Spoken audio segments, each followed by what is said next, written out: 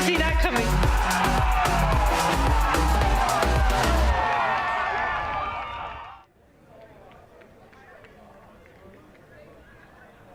Hello and a warm welcome from Burnaby Road in Portsmouth for fixture number 3 in the opening round of the Inter-Services Rugby League Championship for 2023. Earlier on we saw the Royal Navy Academy overwhelm the Army Academy, and then that was followed by the Army women doing a superb job against the Royal Navy women. It all comes down now to the deciding fixture in the opening campaign, as I say, between last year's champions, the Royal Navy, that band of brothers, as they welcome the Army. But to give you a taster of how magnificent Inter-Services Rugby League is, here's a look back at some bygone action.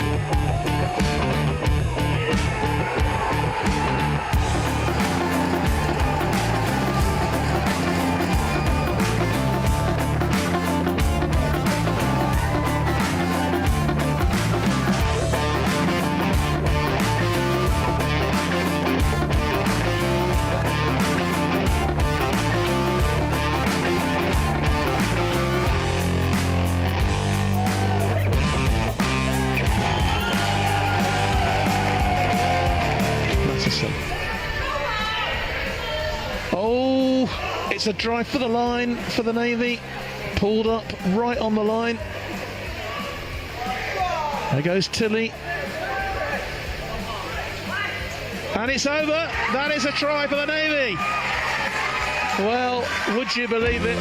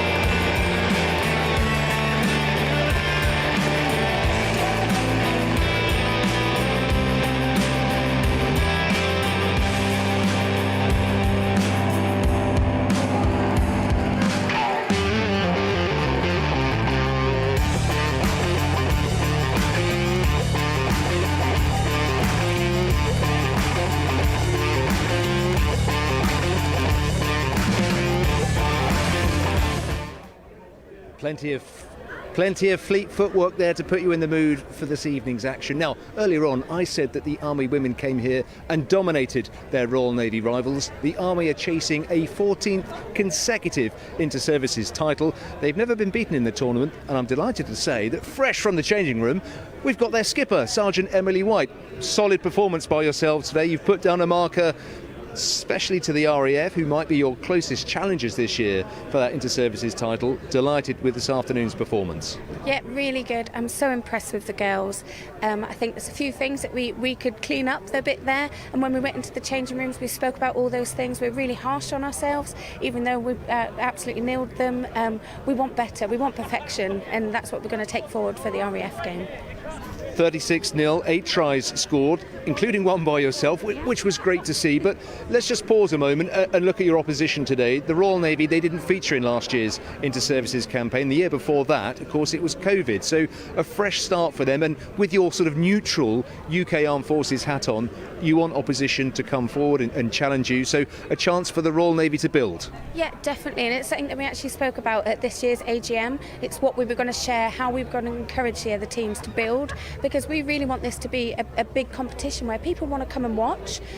So yeah, and I'm rooting for all the Navy and the RAF girls as well. Obviously I've been UCAV captain for a few years now, so when we all come together, I want them to be at that level where we're all able to perform together and there's no dropping down. So ideally, yeah, I want the other two to come up and challenge us a bit more. It'd be brilliant. The wider picture tells us that UK Armed Forces women across all three services are involved at the highest level, and that includes Super League Rugby. I know some of your Army colleagues and those from the RAF are playing in Super League teams. In fact, a mouth-watering prospect next weekend after your showdown, in that the Super League really gets to the business end of the competition. Yeah, exactly. The girls that are representing the Army going out and playing for the Super League clubs are doing amazingly well.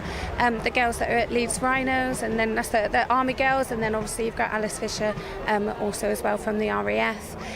Yeah, I think it's really good to see those girls go and represent at that level, but also we want to keep contributing into the Army, the RAF, the Navy teams individually as well, and sometimes that takes away from the players who can be here, but actually brings other people up to fill those slots who are developing, so we get a wider pool of players. Returning to this year's competition, a solid performance today, 36-0. As you say, there's one or two things for you to work on next week. What are you expecting from the RAF in a big fixture for both sides, because it is a curtain raiser for Super League? Yeah, exactly. It's really lovely to be given that platform, and I think we'll both really appreciate that. And obviously you've seen us with the Navy girls. We'll have a laugh, we'll have a chat as well whilst we're playing. We'll do that with them as well, because we want to encourage that good feeling. But yeah, I'm really excited for playing against the RAF, and hopefully it's a lovely sunny day like today, conditions that suit us and how we like to play wide and expansive, because last year obviously the absolute downpour, the really muddy pitch didn't suit us and really suited the RAF with their one-up rugby and running into that gate. So I'm really hoping for this season we've got the weather on our side and it will suit our play. Well, look, up next is the men. Do you know too much about your Army colleagues, the men? Do you know how they've prepped? I know you've both been training in Aldershot this week. Yeah, we've both been training in Aldershot. We've done a few joint activities. We like to have a bit of fun together. Got more planned for next week. Really trying to create that like one team ethos, get everyone involved. We're really rooting for the lads, as we were for the Devs this morning. We were their best cheerleaders. So yeah, really looking forward to watching this game and seeing they put the money where their mouth is, because we've heard lots of good chat. Well, that's good to hear. I mean, a tough night for them tonight, facing defending title holders, the Royal Navy, in their own backyard. Yeah, I think it's going to be a real show. I'm really excited for it, and obviously, like I said, we're all Army, so we're cheering for them. Well, look, there's plenty in the stands at the moment who might be cheering. Might be cheering for the Royal Navy. Look, the players are going to be coming out very, very soon. A chance for John Knight, and our commentator, to go through the lineup. We shall head over to him now. So, John, over to you.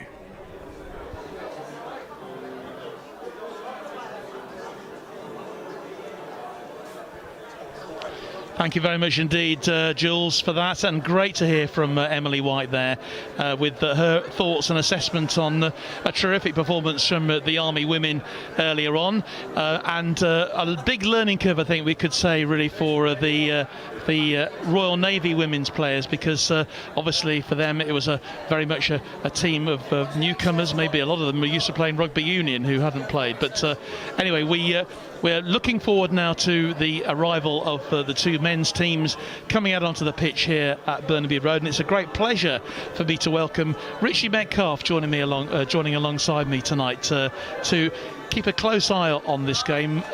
Richie, no stranger obviously to Royal Navy Rugby League, but it's actually quite a few years since you stopped playing, isn't it? What have you been doing all this time? Yeah, trying to keep myself busy, fit, like every other player once they retire. 7 years, gone so fast. No, it's great to be back here at Burnaby Road. Conditions are fabulous. The sun's just about to set. Pitch is in great condition.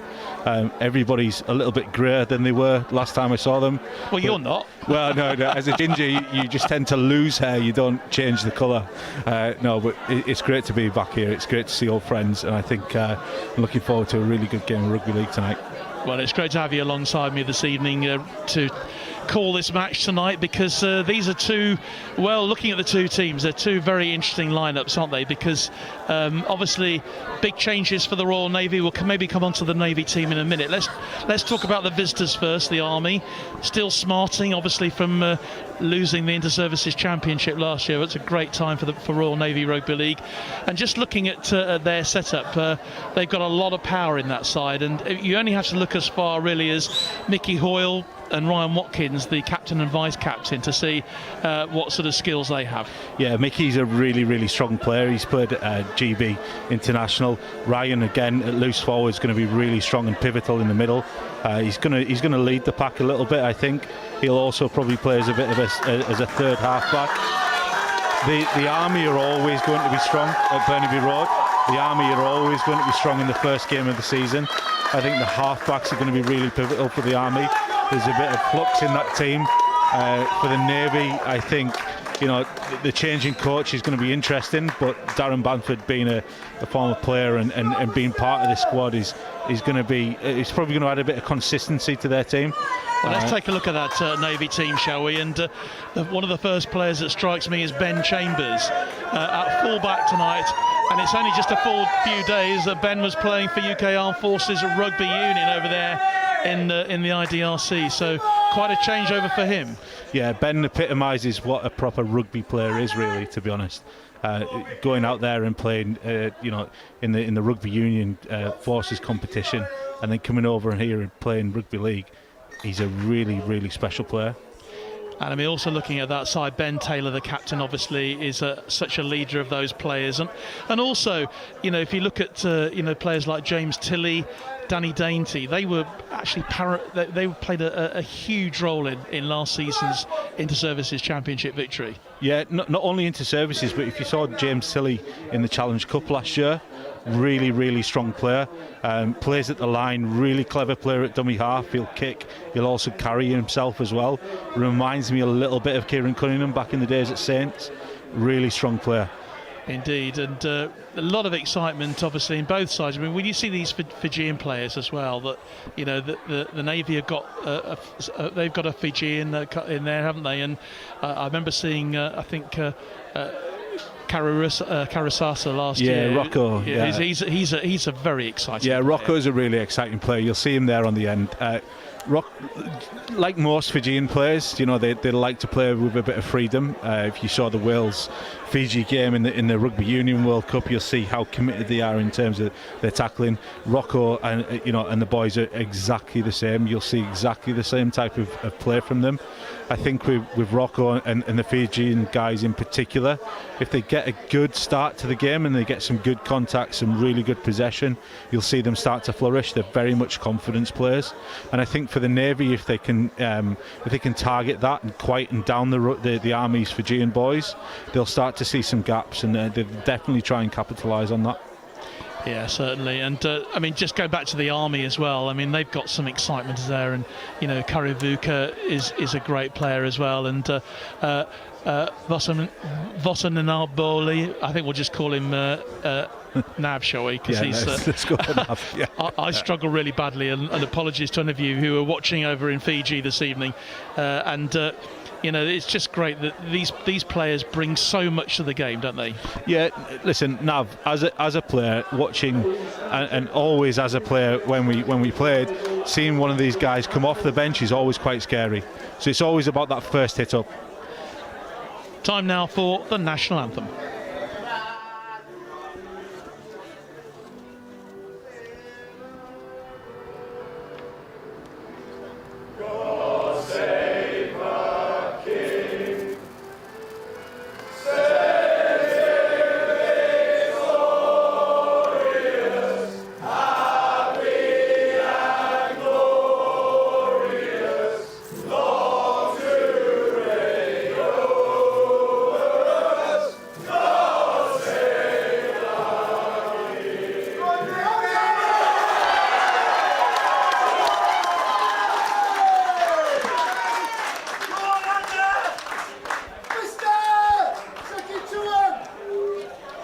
So our officials this evening who are handling this game, We've got Peter Parker and Daniel Walker. Peter Parker refereeing this evening, Flight Lieutenant Peter Parker from the RAF. Daniel Walker is his assistant, and the other assistant is Staff Sergeant Dennis Noel from the British Army, with Kieran O'Shea, who's the fourth official from the London Referees Association tonight. So those are the officials. And we're hoping obviously for a good clean contest this evening, Richie, between two teams who know how to play.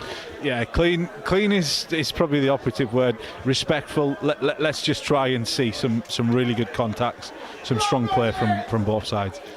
So Ben Chambers then gets us underway here in this opening game for the senior men in this Inter-Services Rugby League Championship. And what a hit that was there on Wooler there. A brilliant challenge. Navy are going straight in, and you can see that these boys really mean business tonight. Yeah, I think for the Navy, the key thing for the defence is all about controlling the play of the ball. If the Navy can slow down the Army, like they're just doing now, and get them on the backs and slow down the play of the ball, it's really going to pay dividends for them. Army have it though. Good strong challenge there coming in from Mattison.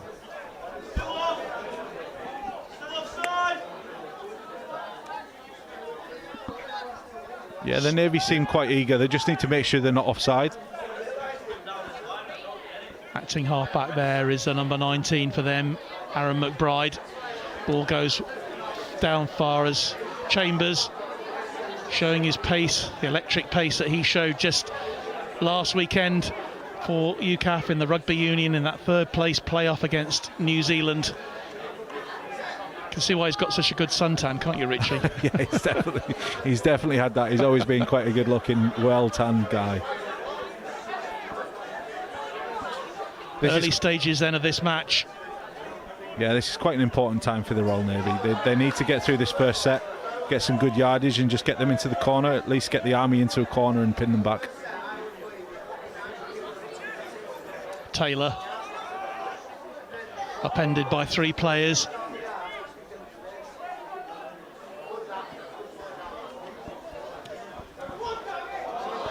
At the end of the set of six, with a great challenge opportunity for the Navy to take an early lead, and they are over. Well, that was a great bit of play there, and it looks like it was Ben Chambers who got in there, the fullback. Yeah, I think it was Ben Chambers. As I just said, it was a really good opportunity for the Navy to put some pressure on. Pressure often means just completing a set, putting the Army into a corner and making them run out. But what actually happened was Brodie Lee Butler did a really good follow-up of the kick, and every good fullback will always follow on the shoulder of a forward and scoop up those points. I think Ben Chambers has just done everything that a fullback should be doing. He was running there, off the back shoulder of a forward and scooping up the points. Well, what a start for the Royal Navy then in this Inter-Services match here. Brilliant try for them, and they completed their set of six with the ball going up, the kick, but it was perfectly placed. It was obviously the Army were just caught a little bit there, and they have the chance then to add those extras. It's Rhys Joel who'll be kicking for goal for the Navy.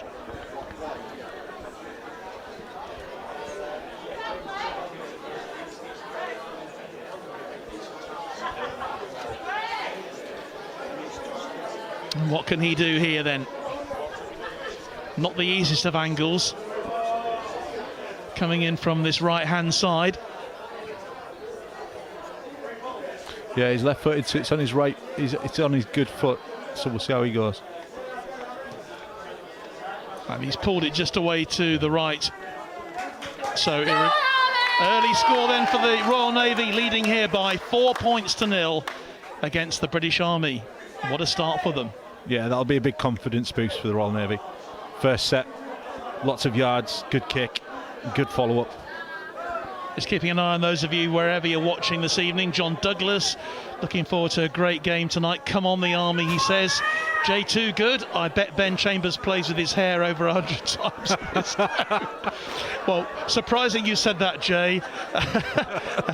Who joined us on commentary, by the way, last Sunday for the Rugby Union.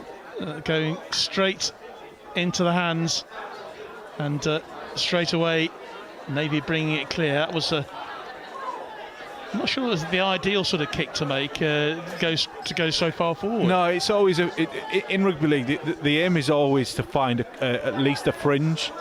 They found a fringe, but I think they found the dead ball as well, and I don't think that helped them.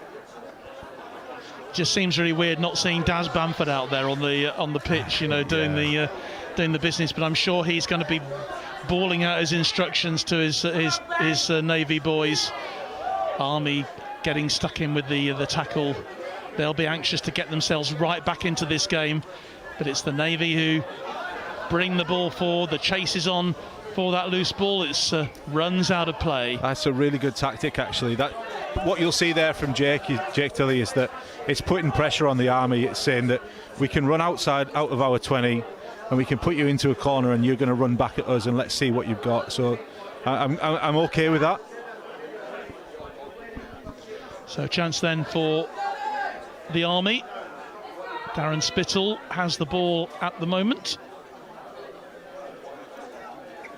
In fact, it's Sean Beaver who has it. Oh, huge hit. What a Huge hit that was.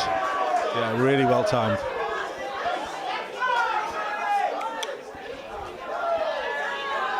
And this is the important bit for now for the Royal Navy.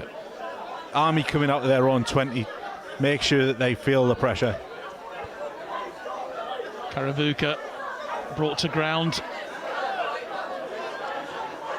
Getting back onside the Navy. But good interplay, changing there from the Army. Navy defending themselves well here. Ball goes forward and that'll be straight into the hands of Chambers. Again, you can see the Army trying to spread it a little bit and kick early. Great run from him. It's not easy to make that transformation so quickly from one code to the other. I mean, they're such different games, aren't they, Richie? They are very different. I think the principles and positioning on the field are quite the same, and the I suppose the return is always the same. It's the what next. In rugby league, you would tend not to kick back. In rugby union, you would kick back for space. Rocco feels he's being held down there, but referee allows play to go on. That's nice play again from the Navy, from their number 8.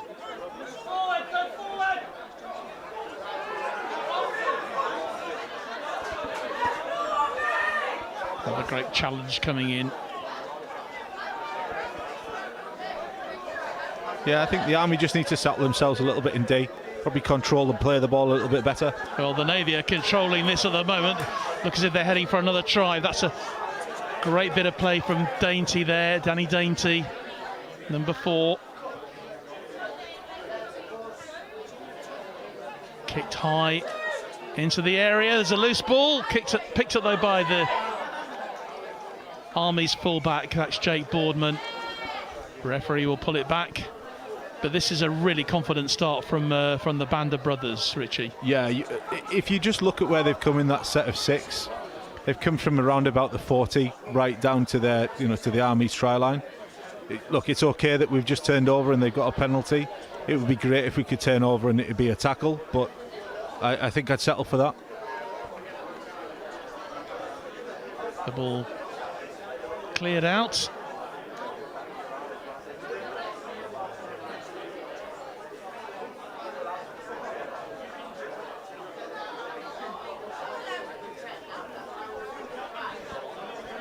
And I have to say that the numbers we've been given to the players bear no relationship whatsoever for the Army to the team that's out there. So you'll forgive us if we are a bit short on that. But this is Wooler, who's just brought to ground there.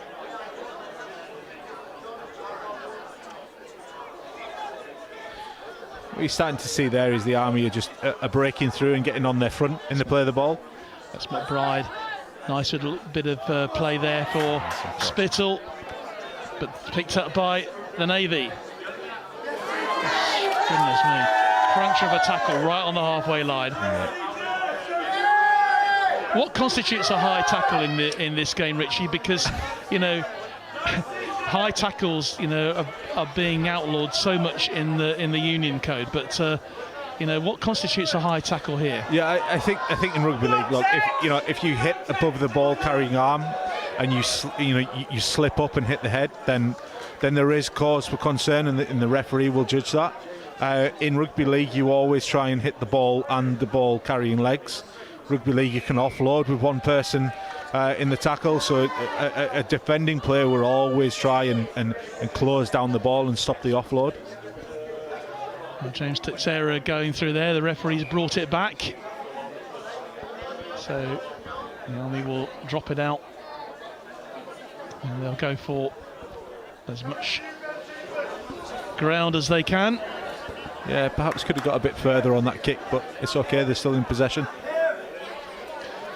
Baking hot afternoon here in Portsmouth. Obviously the temperature is going to drop as we go into this September evening. Yeah, it's always the same in Portsmouth on a Friday night. You get that early summer, the late summer sun in the afternoon. You know, the academy always get quite burned, and then the seniors enjoy quite a nice, cool, fresh evening. Perfect conditions, no wind whatsoever. Good crowd here tonight as well to enjoy this game. I think, as Julian Evans said a bit earlier, this is probably the most southern game of rugby league you get anywhere.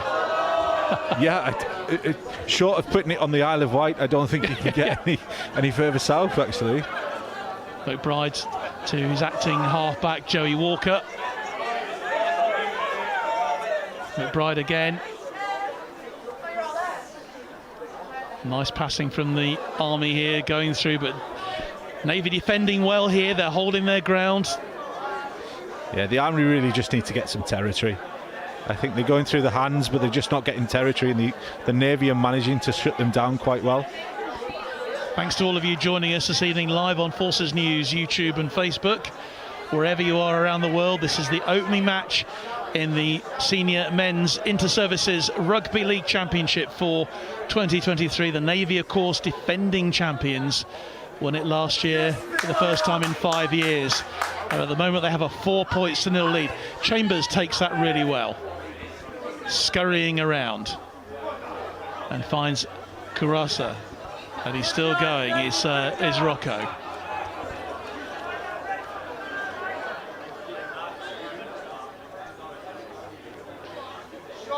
Bit of a brick wall run into there, and I think it was actually the Army number 10 who came off a bit worse. That was Jordan Miller. Just have to receive a bit of attention. That was, I think he had his head right down. You couldn't really call it a high tackle, could you? Yeah, I'm not sure, to be honest, on that one. I would say that was almost legal. It was back in my day anyway. A few messages coming through. Andrew Lockley, Darren Banford sat on the sideline with a pie and a pint, knowing he's put the work in as coach. Well, that's a pretty fair assessment. I saw him earlier. There was no pie and pint earlier on.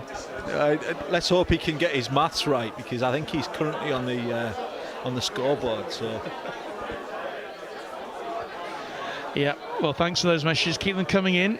Stuart Morgan Scott says hopefully Ben Chambers has had his hair cut since last week. Not sure he's had time. I think he's certainly got some Brill cream in, I'd say that. He certainly looks the part, and he's got a cracking try to give the Royal Navy this early lead here by 4-0. Well, just over 13 minutes gone here. Doesn't time fly when you're having fun? Yeah. I'd take 4-0. I'd definitely take 4-0 right now. I've got a feeling that it won't stay at 4-0, Richie. I don't think. These games rarely do. No.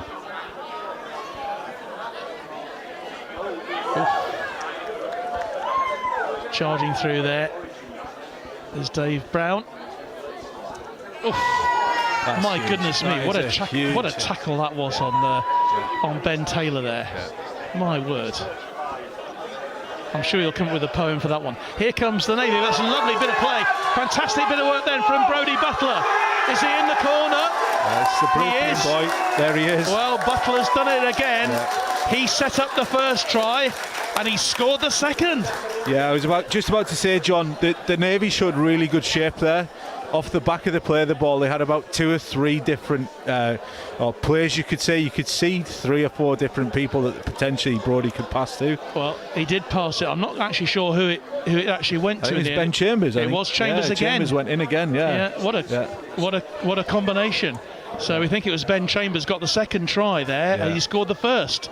But what a combination between those two, Butler and Chambers. It was as I was saying, to be honest, John. What you saw off the back of that play was about 3 different sets that could have potentially occurred. You saw people out the back, you saw people running that hard line. Brodie was running the really hard line, and he will always do that. It's what makes him such a really good player. And Chambers, like every good fullback, was following up.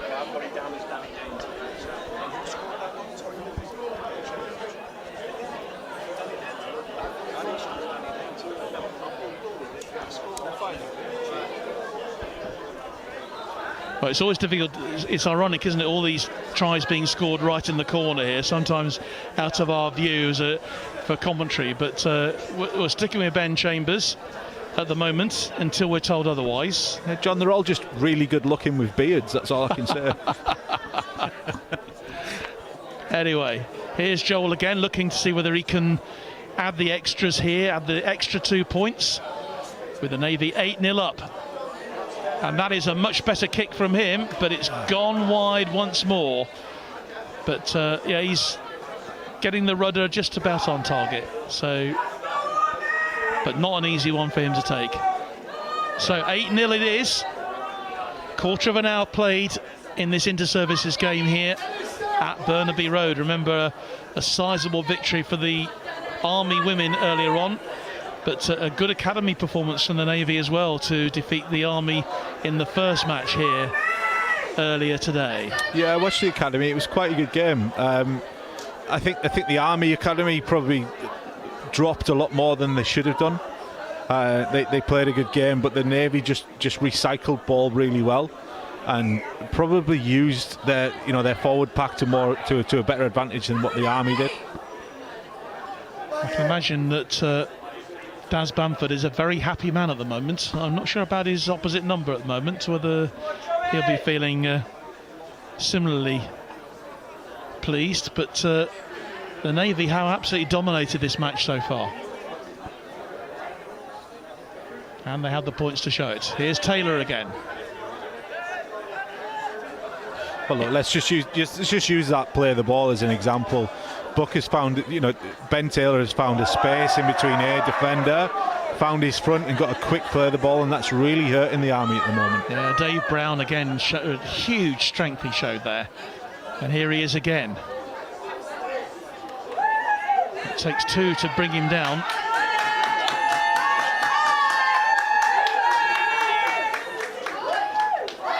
The Navy again showing signs. They're absolutely dominating this game. That's surely offside, isn't it? Yeah, he's gone. To be honest, I think that's a silly penalty. That's really quite poor. But if it was me back in the day, John, I would have some choice words. That's just not what the Army needs. You've gone probably 60 metres and give a penalty away. Richie Metcalf joining me in commentary this evening here at Burnaby Road for our live coverage of this inter-services game. If you just joined us, the Navy 8 points to 0 in front, 2 tries from them, and they've set the agenda in this match so far. And here they come once more, looking for even more. That ball goes wide onto the right hand side, and going through is Rocco, brought to ground though. Still got it, still an opportunity for the Navy to go through for a third try, and they have. And this time, I think it was Gavin Duffy who got through.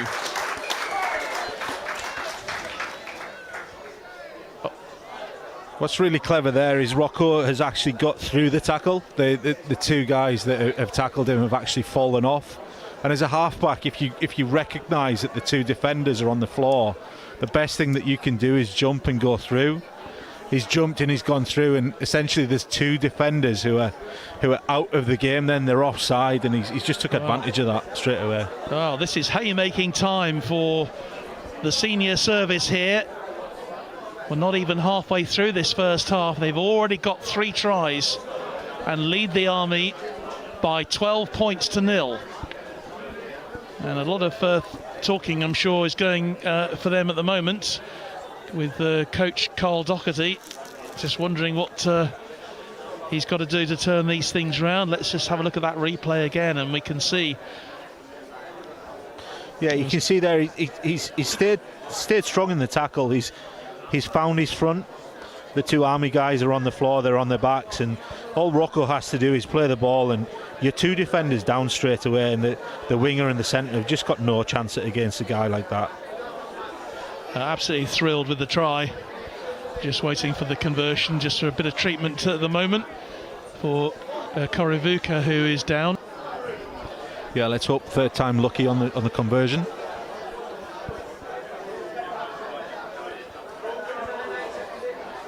But we've seen nothing so far. The Army haven't been allowed to get into this game so far, and that's all credit to the way that Daz Bamford has set this Navy team up.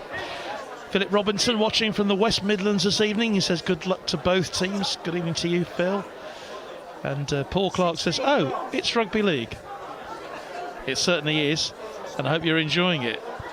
Yeah, it's that time of year. It's that 4-year cycle. Yeah, rugby league is happening. It's happening in the armed forces. This is our time of year. It's always been here. Absolutely.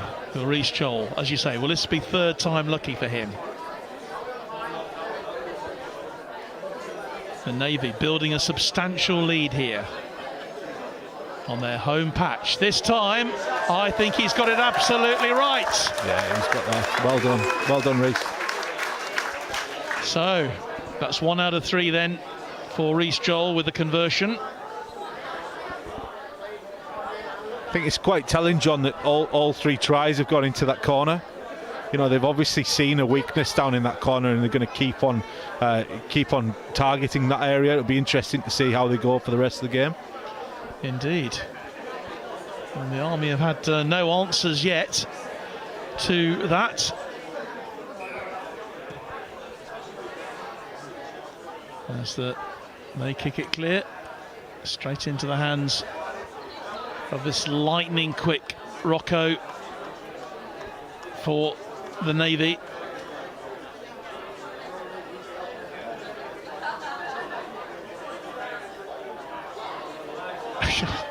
That is an incredible tackle. Yeah, that's about this is what the Army need to do. If they can find more of that and put the Royal Navy on their backs, it'll slow them down. It'll dampen the confidence a little bit. Great play again from Butler. But then you get Brodie Lee Butler running in like that, and yeah, it puts it all back to normal. These are that did seem a very high tackle to me, and he's got his arm around his neck, but the referee is happy for this to go on. Taylor is brought to ground.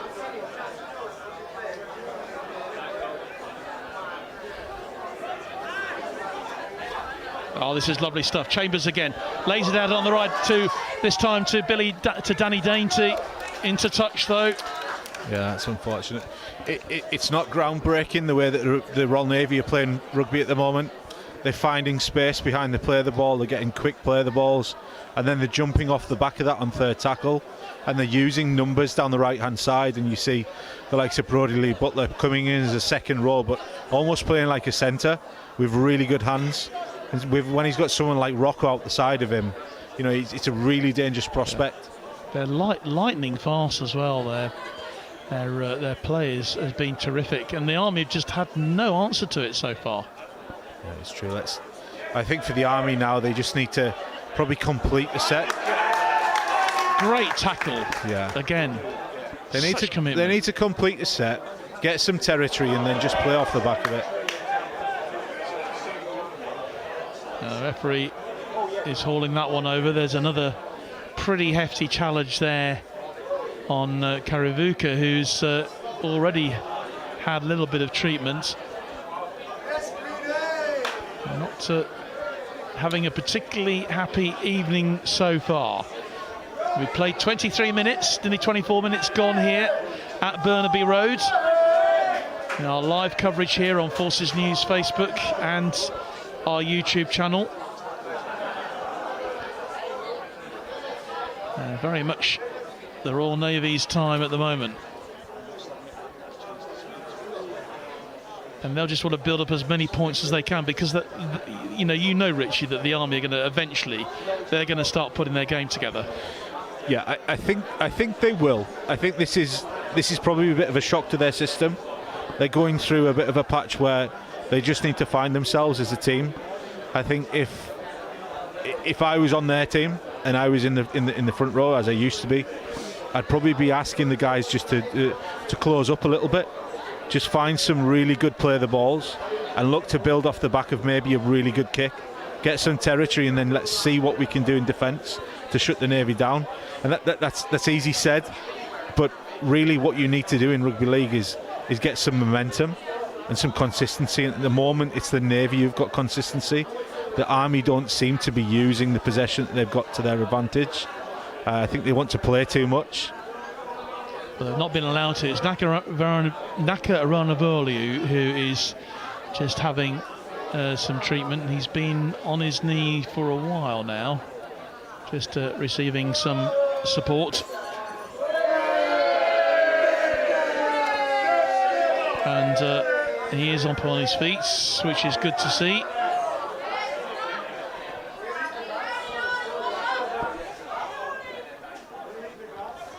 And we are ready to go once more. The Army then with a set of 6. Once again, terrific tackling going in from the Navy. Not even getting near the halfway line. Here they go again. There's the big skipper,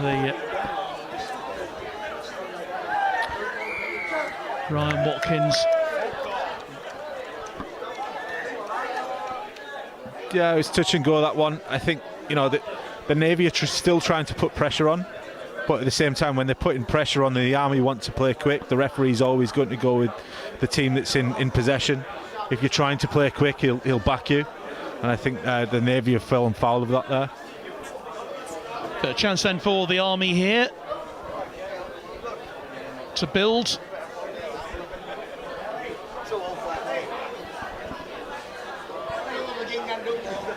I think that's the first ball that's gone out of the stadium. Actually, it's just gone onto Burnaby Road. Which it's always fun trying to run around Burnaby Road trying to find the balls at the end of the night. I think someone's just saying, "Can we have our ball back, yes, please?" please. It's just They need some dairy milk. Anyway, we do have a ball on the pitch. Army are coming forward now, looking to see if they can get into this. Nice switch from them. There's Spittle. It's the ground. Charging through. Nicky Hoyle getting involved here, and the referee is unhappy with whatever happened there. And I think he's just gone with the defending side there. That's quite surprising, actually. They play the ball. The Army really want to play quick, and you can see that they're desperate and they want to play quick, but at the same time they've got to play within the rules. And I think what's happened there is just they've got a little bit too enthusiastic, and it's cost them. I seem to remember it was a little bit of that at Odsal at the end of the last season that really cost them, because remember it was 12-10 the final score in that game. It was very, very close, and it was a penalty. Well, it was a conversion at the end, wasn't it? It was one for the ages. Darren Bamford winning the inter-services. Yeah, you knew he was going to kick that goal, didn't you? Right from the moment it left his boot. Yeah, you did. Darren was always a good kicker. There's Ben Taylor going in there. Not brought to ground. The referee has said it will. This is a tackle. For the play of the ball, yeah.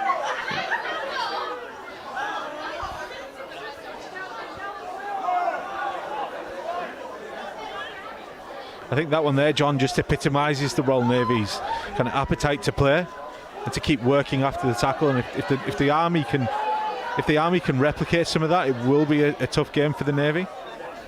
But at the moment, it's Navy really enjoying this game, and that's a terrific tackle there, coming in from Rocco again, who's been absolutely amazing so far. Yeah, it's quite a cliche saying, isn't it? You know, the kick's only as good as the chase. Yeah.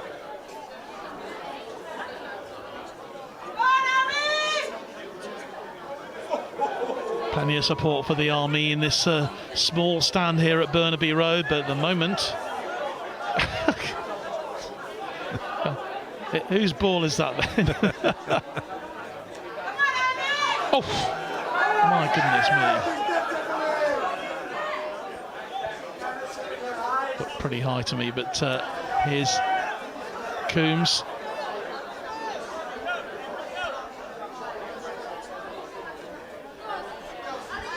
Charge going through then for them from their big number 8, Wooler. Ball goes high into the arms of Ben Chambers. He'll bring it forward for the Navy. Runs into a couple of red brick walls. Yeah, I think, John, I don't have the stats in front of me, but if you were to put up some stats, I reckon that is probably the first time the Army have properly completed a set. Yeah. And then to complete the set and then give away a penalty is a bit of a coach killer. Yeah. This is really frustrating for the Army. It is. But it's playing right into the Navy's hands at the moment. Absolutely. They'll kick in the corner and they'll just do the same again. That's, James Tixera takes the kick. Makes plenty of space for them.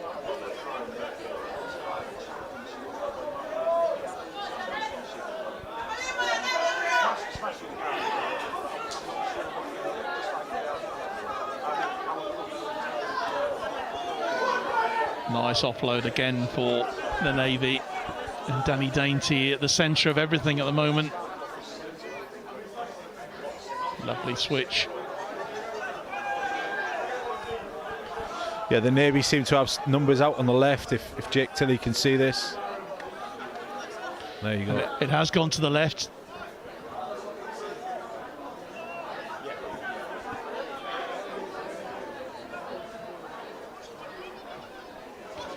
Opportunity knocks again for the Navy, using, it's beautiful play, brilliant play there from Matty Gaskell, I think that was.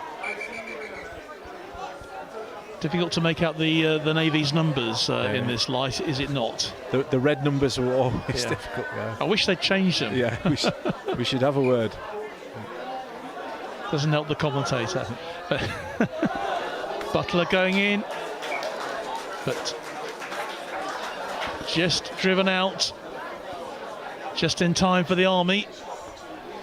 Yeah, a bit of a ricochet, but for the Navy, you know, you'll take that. You end the set in the Army's red zone, as you would say, if you were the coach. You would take that, and it's actually the Navy's ball. So, in effect, it's a successful set, you know, and they will go again. And here they go once more, looking for the line, looking for another try, getting closer and closer, but the ball's dropped. It's gone loose, but the Navy have it. Another set of 6 for them. Yeah, I'm not sure about that, actually. I'm a Navy guy myself, but I would have said that the Navy lads there just probably didn't hold on to the ball. The body position in contact wasn't great. I think he was probably isolated, which is why it ended up like that. Well, nothing is really going the Army's way at the moment. All the 50-50s, but they have a set of 6 to the Navy. What can they make up? Another try, perhaps. Ball goes wide to the left. Into the gathering gloom over there on that far side of the pitch.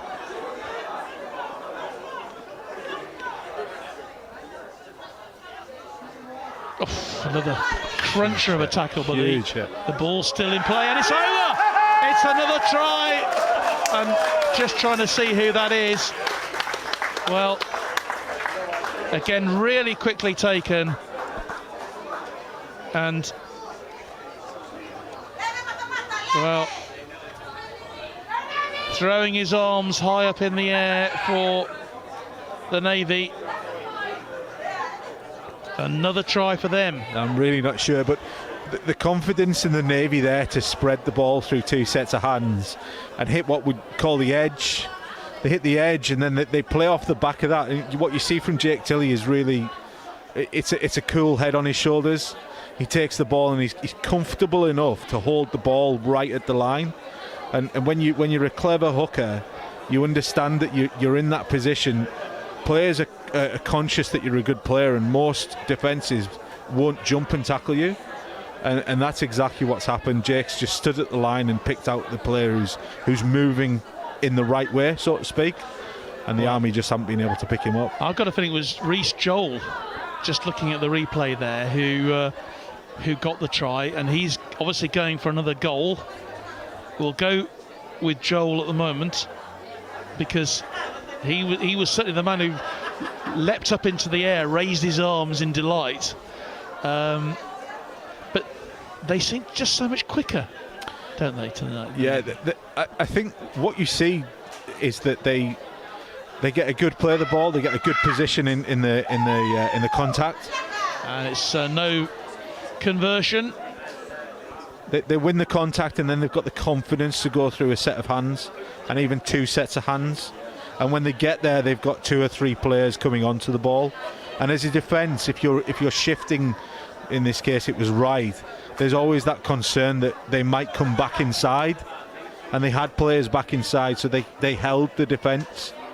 And that's what you saw. You saw a few players stay wide, an indecision in the Army's defence, and the Navy just played off the back of that. And the result of that is, from a Navy point of view, if you support the senior service, you'll be in dreamland at the moment, leading by 18 points to 0. And that clearance, that's a poor kick-off. Really poor. Yeah, I wouldn't be impressed by that if I was Army. Making so many mistakes of the Army, and the Navy are capitalising on them. I've seen games before where mistakes have been made and people, the opposite team hasn't made the most of it. But the Navy, I've been in a Navy side where we've been guilty of that, and it's actually really refreshing to see a Royal Navy side capitalise on that. These are heady days for Royal Navy Rugby. James Teixeira going through, still beating off 3 challenges to get into ground. Yeah, it's energy sapping for the Army, and that's probably the biggest problem. Here they go once more. Dave Brown this time, searching for even more. Got their heads up. This is Teixeira again. That's back to one. Again, just a coach killer.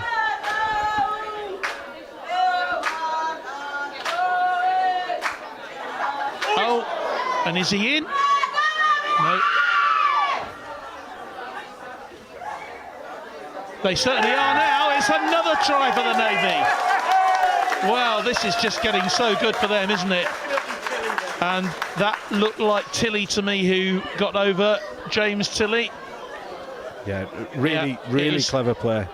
Really clever play. There was a zero tackle back to one, which I said it's a bit of a coach killer for the Army. You've worked hard to try and stop them from advancing, and then you give away a penalty, the ball goes back to 0, the pressure's back on again, and then you're just scrambling. What you need to do there is really try and slow down the Navy's play of the ball, so control them in the tackle, and nobody did.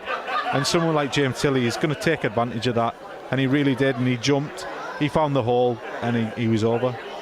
Well, I don't think in their wildest dreams Daz Bamford and co would have expected a scoreline after half an hour of play of the Royal Navy 22, Army 0. No, it could have been more. We could have had the kicks, It's fantastic for a Navy man, but for the Army, I'd be asking some serious questions. Is there anybody in that team that can really just take control and slow this game down? If they slow the Navy's play the ball down, I think they've got a chance. But at the moment, they just can't. They're 5 tries behind, and a conversion is missed again. So Joel hasn't got his shooting boots on so far this evening. Just 1 out of 5 for him. But the Navy won't be too worried about that. They carry on scoring tries like this. No, when you're 22 points up, yeah, you're not too concerned by the second half doesn't go a different way, and then, you know, we may be asking questions. Well, just looking at Mickey Hoyle there, the vice captain, is just rather scratching his head, I think, just wondering what is happening here. But what's happening is that the Navy have totally dominated this game.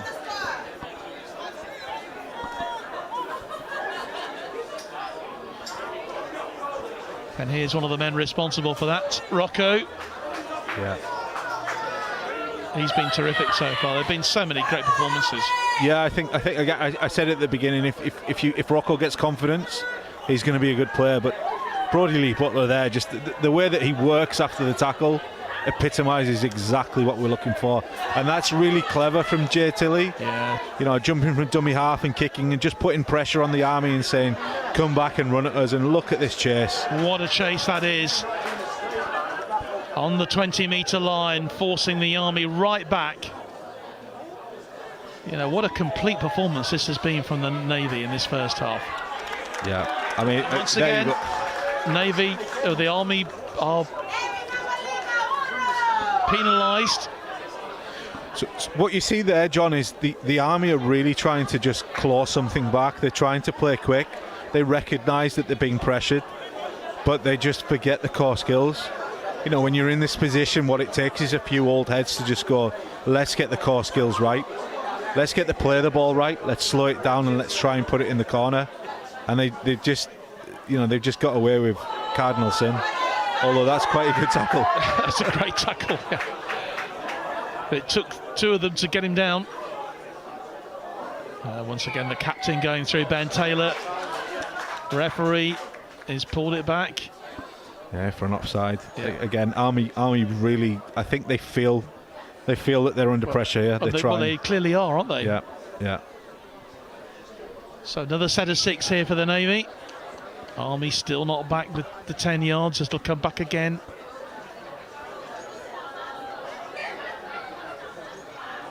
Tilley then. The drive comes through once more.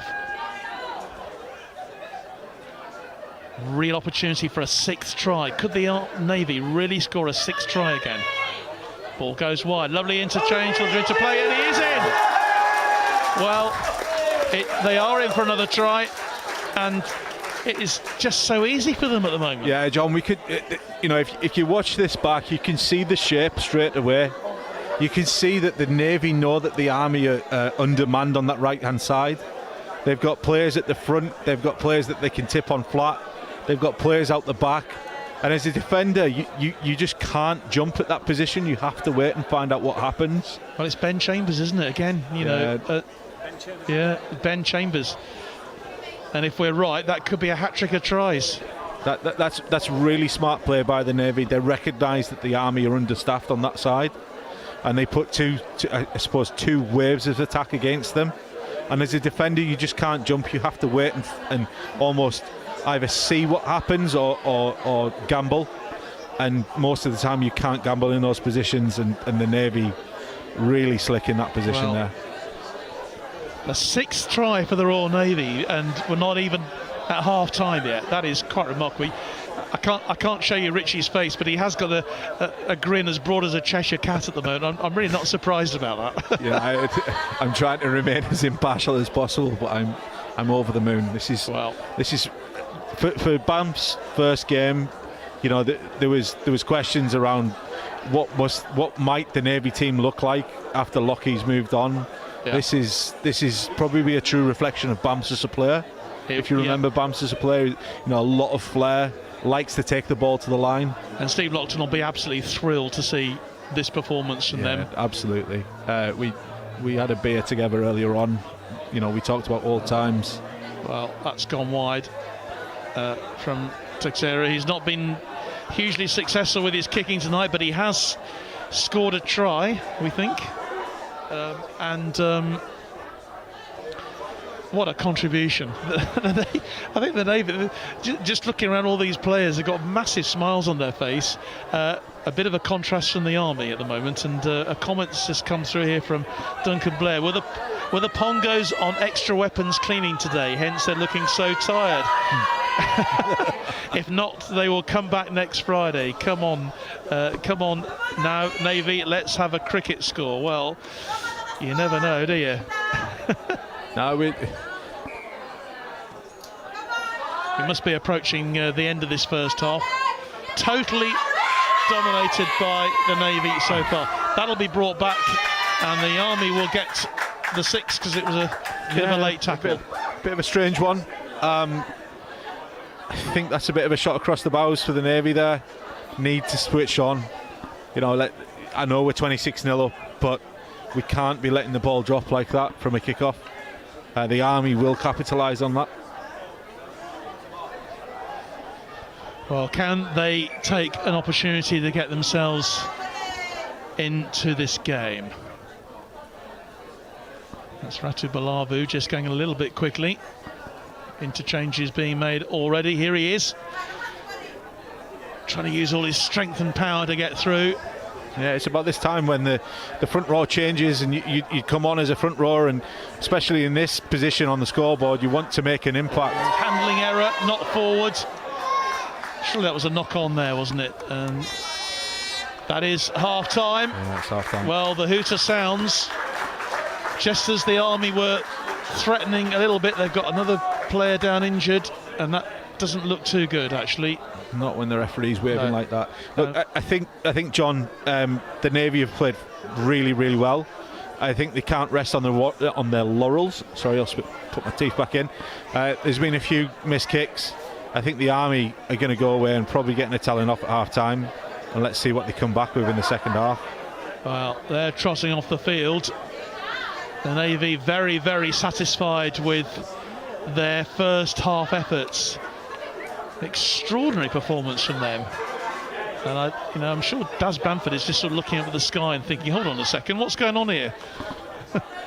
It's actually, he has got a huge great smile on his face. We could just see Daz walking off there. He's got a grin on his face, but it's really interesting as a coach. What do you say to a team when you're going at half time and you're in this position? Oh, well, that's where he earns his money. Exactly. Well, that's where he earns his beer money. He earns his pies. As a Wigan lad, he would earn his pies. Indeed. But then, in the same respect, what do you say to an Army team in that position?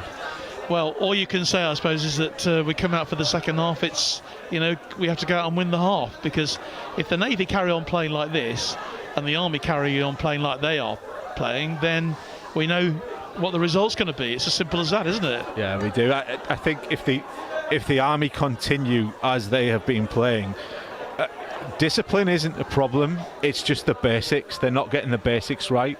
They're not getting any sort of foothold in the game.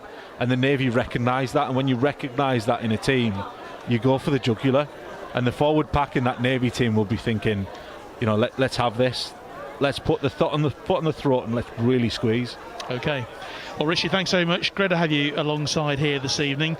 And we're looking forward to another half of great rugby. If you are a Navy fan, you're probably looking at the screen and thinking, I don't quite believe my eyes. But at half-time here, Royal Navy leading by 26 points to 0.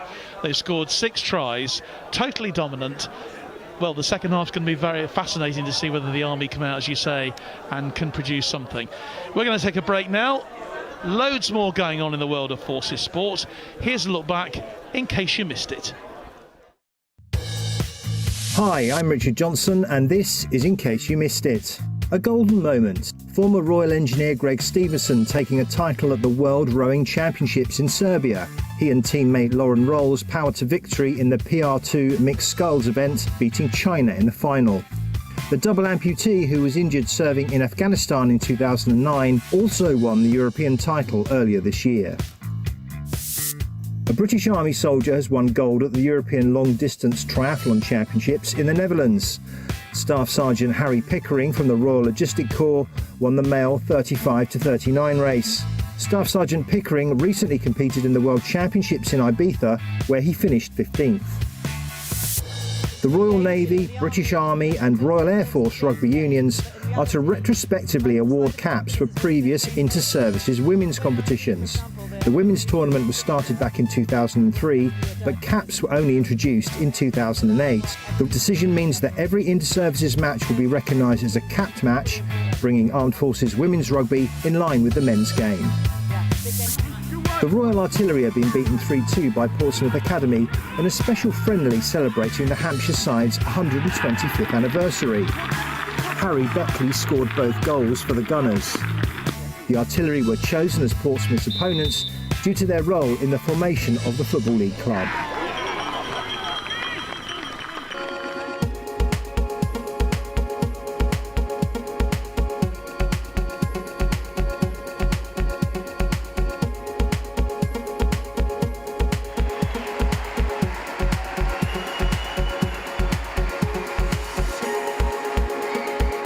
These games are not solely about medals, PBs, or finishing lines. They are about overcoming any and all perceptions that have held you back, especially those you've placed on yourselves.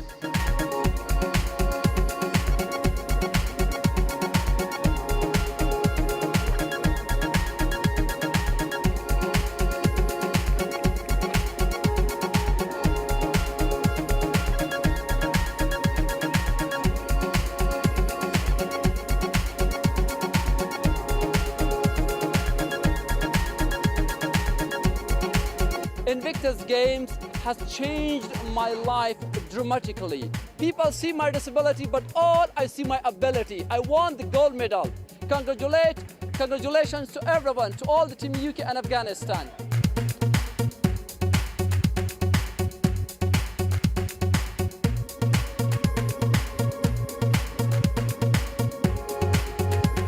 I had all these physiotherapists and consultants and rehabilitation instructors at Stanford Hall and Headley Court say, your residual limb is too short, you're never going to run again. And for 3.5 years I believed them. And I never ever in my wildest imagination thought that I would be standing on a podium with a gold medal representing Team UK.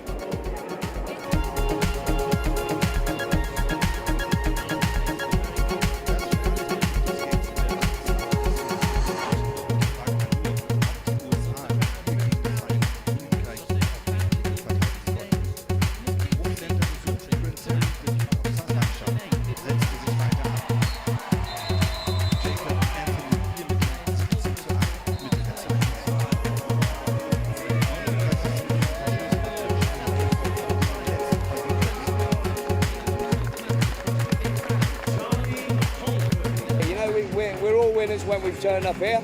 Yeah, we play some amazing wheelchair rugby.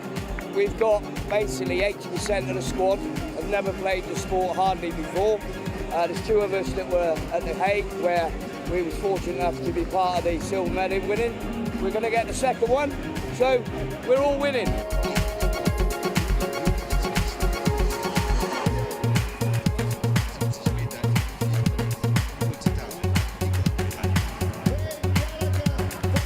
Looking at going to Paris Paralympics next year after trials in November this year. So yeah, that opportunity to wear the Union flag on my chest or on my arm again and just be part of that team in an amazing environment again, very similar to what I'm missing from the military.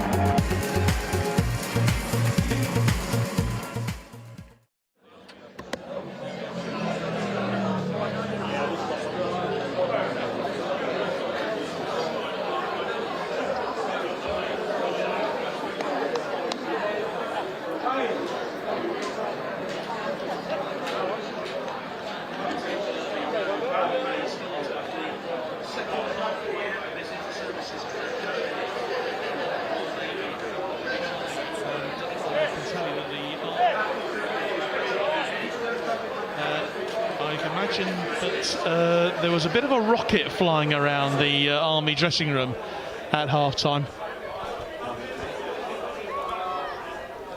So I suspect that it was not what we expected tonight from the Army.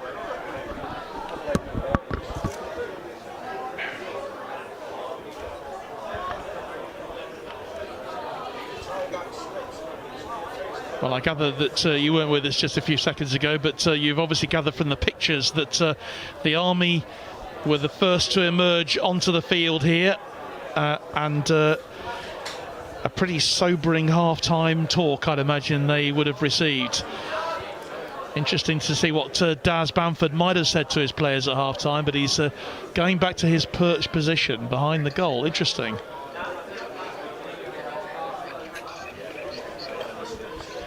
I must say that it was an incredible first half from a Navy point of view, scoring 6 tries. We think that Ben Chambers got 3 of those. Joel and Duffy and James Tilley, we think, were the other scorers, but we'll have to get that confirmed. The players out for the second half. Referee just getting everything together.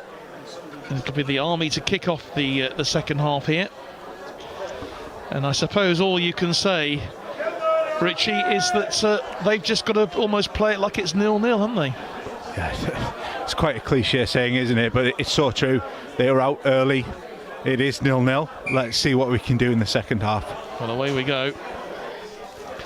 To say that the Army have got a mountain to climb is something of an understatement here. It's a good start. Good tackle. Yeah.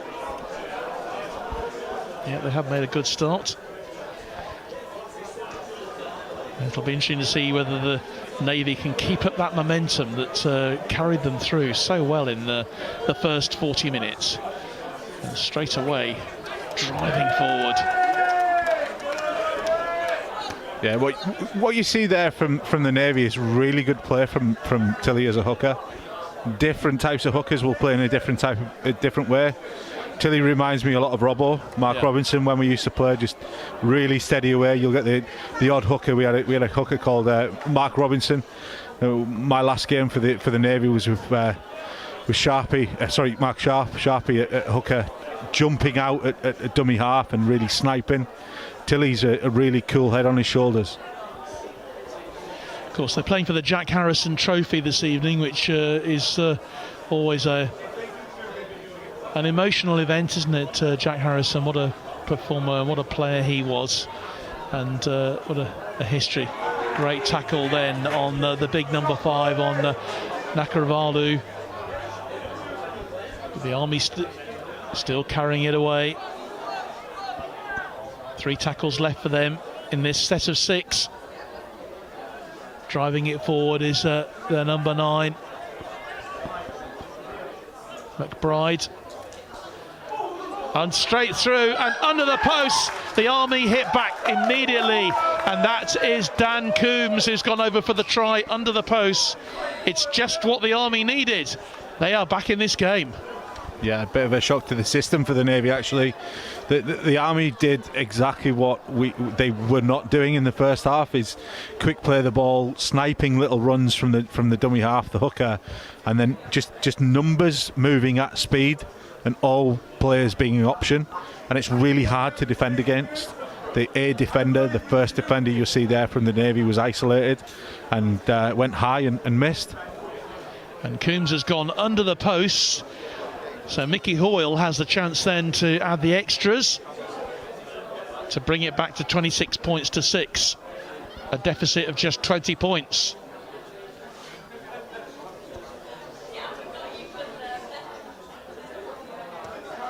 Well, no doubt about that. Hoyle then with the conversion. 26-6. What a start for the Army. Must be something to do, Rich, you're playing from right to from left to right. Must have something to do with it. Let's hope that, John. Let's hope their kick is as bad as ours was in the first half. No disrespect. Good evening to Andy Kutcher, who's watching this evening. Andy, RAF football manager.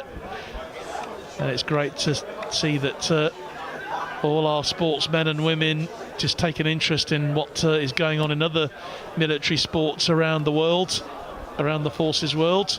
Yeah, I noticed Gary Dunn down tonight, the Royal Air Force's Rugby League coach, old teammate of mine in GB Armed Forces Rugby League. He's down to do a little bit of swatting up on the teams. Good to see him. Yeah, on a scouting mission tonight. Andy Smythe there. This is a much better start to this second half from the Army. I'm sure that words were said at half time. Oh, they've suddenly woken up, but that, my goodness me, that was a high tackle, was it not? Yeah, it's a difficult one.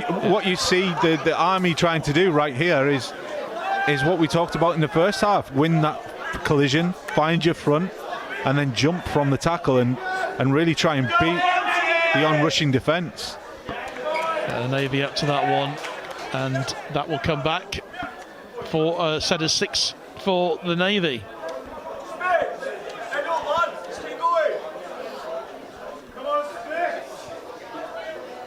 It's interesting that Daz Bamford has taken his position up on the scoreboard, looking from behind the posts.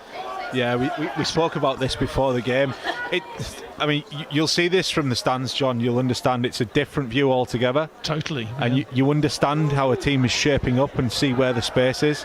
It also takes you away from the emotion, so to speak, and allows you to be a bit more subjective, I suppose. Ben Taylor goes to ground, as he has done so many times in this match. This is fine from the Navy. Let's just find a corner, or at least complete the set. Tilly again, great work from him. Going down is Charlie Mattison.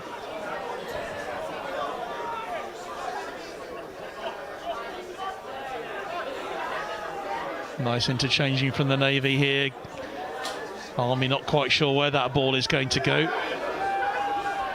In the gathering gloom here at Burnaby Road under the floodlights.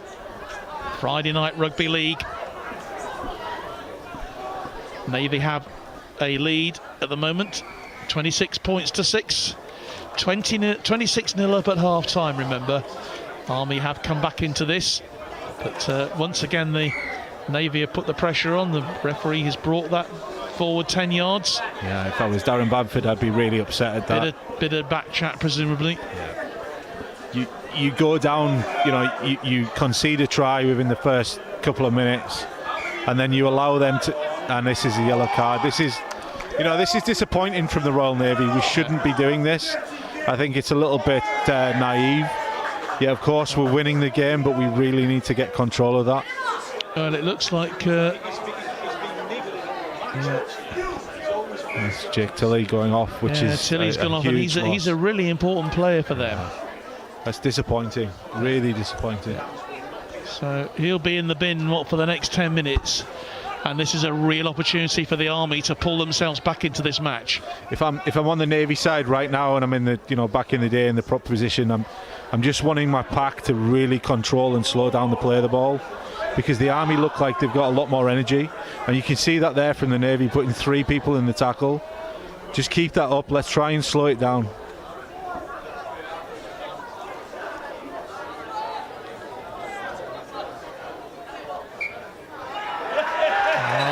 You say that, and that looks like that could be a yellow card as well. And little emotions going up there, and that was not the best of play there from. I think it's the Army winger, is it? Yeah, the Army centre. Sorry, Bossy Mavoli, number 9. He's got away with it at the moment, I think. Yeah, John, look, it's always quite strange when the sun goes down in Portsmouth on a Friday night and the moon comes up. You've seen several games of mine where the tempers have flared, but I think from a Navy perspective, you'd be happy with that. You'd be happy to see the Army lose the temper a bit, but we really need to just put a stranglehold on the Army now and stop the rot. Well, I think he was lucky to get away with not getting a yellow card there. In fact, I think it was Koravuka, actually, number 3, who's had a bit of a telling off. So the penalty gives the Navy the opportunity here with a decent set of 6 right on the halfway line.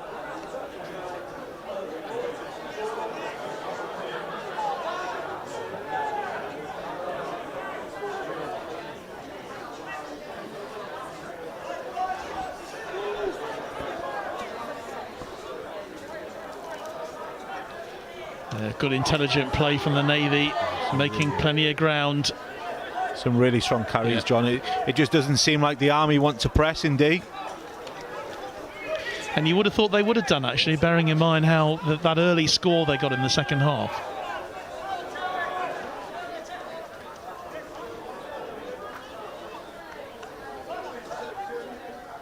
Nice work again from the Navy, and this is Brodie Butler, the vice captain. Little kick forward, Chambers on the end of it, and the referee's pulled it back. Yeah, tackle in the air. Yeah. That's a unfortunate one. A bit of a timing issue there, to be honest. I think it was the right idea. Put the ball in the air, giving them a bit of indecision. But you always risk that timing issue. We see it in rugby union at the moment. A lot of difficulty with that timing of the player catching the ball, landing on the ground. As a player myself, I'd always like to see it go on the ground, find grass, and make them a little bit more indecisive with the player of the ball. Danger cleared though for the Army temporarily. They got now 6 tackles to get themselves back up the field. 9 minutes played in this second half already. The Navy have a 20-point lead here, courtesy of 6 first half tries. Army have pulled one back early doors in the second half. We talked about coach killers in the first half for the Army, and these are going to be killing Banffs. These are really soft penalties that we shouldn't be giving away. Yes, we want to dominate in the tackle, but you really need to be clinical and not foolish, and we've been very lucky there. Well, so far the Army have not taken advantage of the extra man they have. Navy just with 12 men on the field at the moment. Tilley sent to the sin bin for 10 minutes for persistent back chat.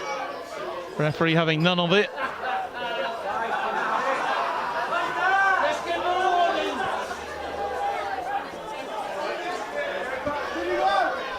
I think if I'm a Navy player, I can see space in the back of the Army's, the Army's backfield. The wingers don't drop.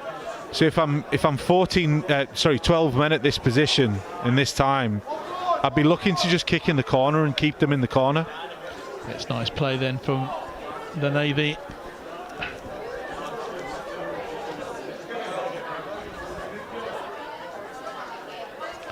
The kick goes forward, and that is going to go out of play. Yeah, it's a shame. It's exactly what I just said, John. When you're down to the to 12 men, you want to try and pin them in a corner. It was maybe poor execution, but it was the right idea.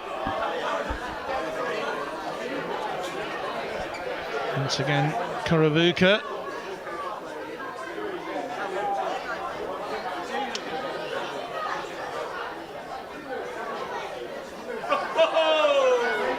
And what a hit that was. Incredible hit there from Dave Brown. And this will suit the Navy. They're just winding the clock down at the moment. Yeah, you'd be happy for them to take one up. You'd be happy for them to come to the fringe and not go any further. Well, still a player down. Probably about 5 minutes left for James Tilley to serve his temporary suspension. Ball goes out wide on to the right hand side, and this is Ratu for them.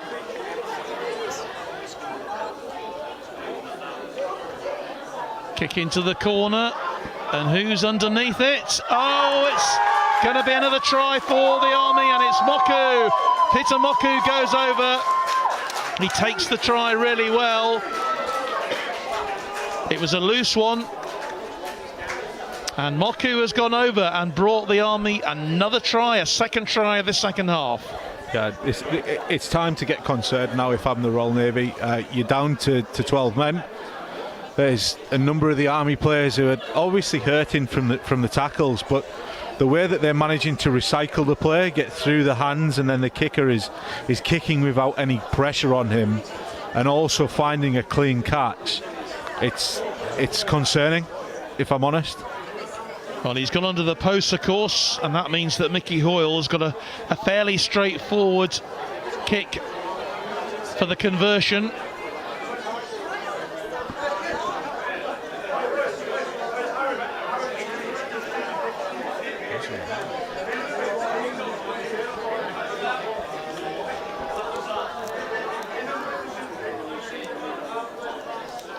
Yeah, the Army 9 who's come on in the second half here is jumping very well. He's finding a lot of space around to play the ball, and he's managing to kind of coax the Army attackers onto the gain line. What we call the gain line, the line beyond the play the ball. And when you get that, you get a bit of confidence as a player. And Hoyle makes the conversion, takes it to 26 points to 12. The Army comeback is very much with us.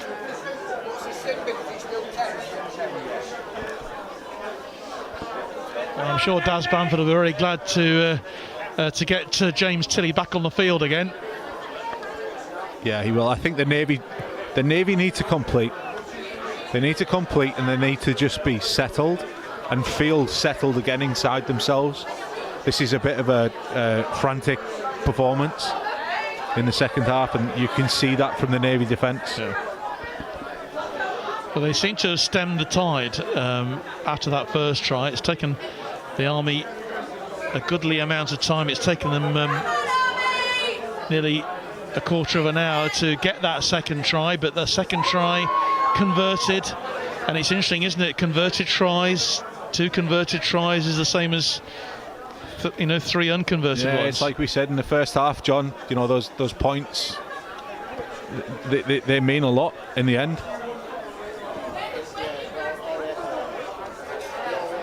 And points win prizes. Never thought I'd say that. Bruce Forsyth. That is a huge hit. Well done. Great tackle.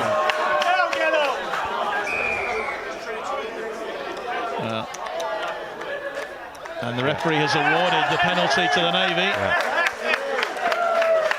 I think what's good is that he's been consistent. There's a lot of talk in the other code about consistency.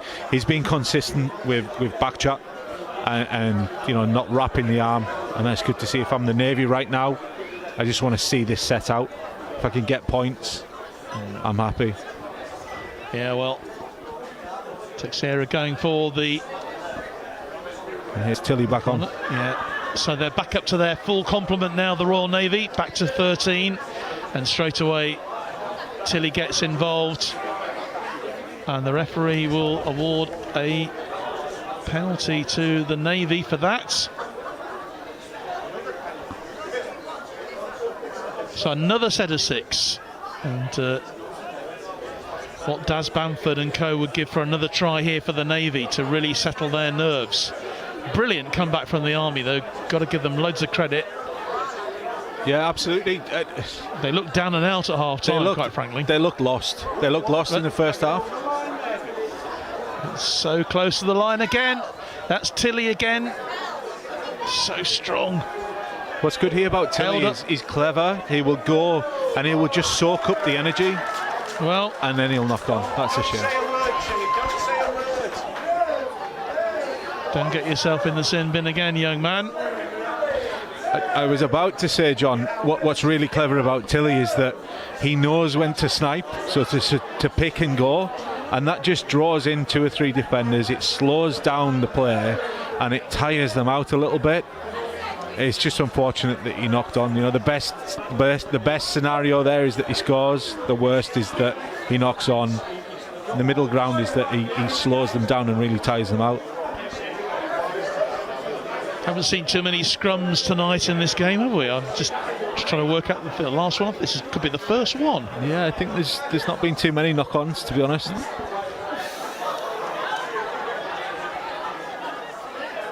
Army trying to break through then, looking for a third try to get themselves right back into this game.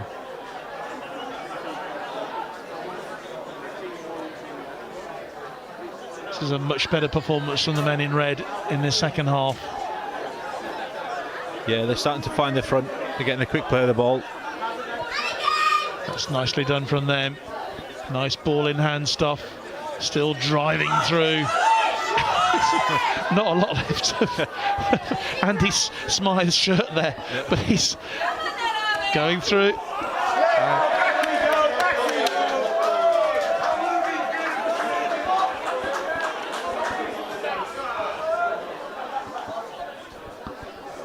And what's the referee given here? And he's going to play the ball because I think that was about the last tackle. If I'm an Army player at that point, I'm happy that my dummy half is jumping. I'm disappointed that he kicks it out on the full, but I would admire his enthusiasm. That at the moment, that's what's really making the difference. Is the Army's dummy half. So Reece Joel then with Craig Tilley, an acting half back.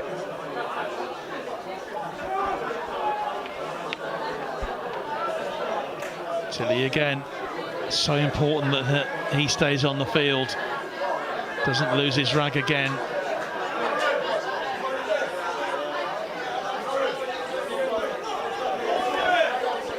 Nice work from the Navy there, and that was their number 8.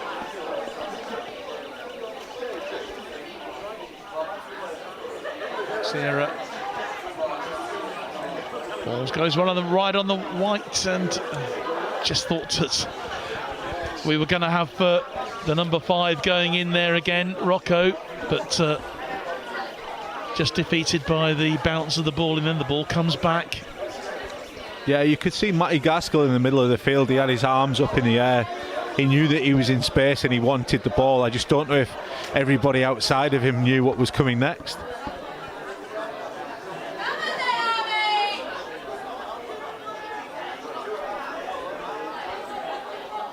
So we played an hour. We've got 20 minutes left of this game. This inter-services clash here at Burnaby Road between the Royal Navy and the British Army. The Navy leading 26 points to 12. Nice. 6 first half tries for them if you've just joined us. The Army hitting back with 2 tries of their own in the second half. Both of them converted. And we have another scrum. Yeah, just as you were saying, John. More tries than scrums this game so far. If I'm the Navy, that's exactly what I want to see, a big hit and a scrum, and to actually have some possession inside the Army's half, try and break through their 20 and now really test them and see what they were.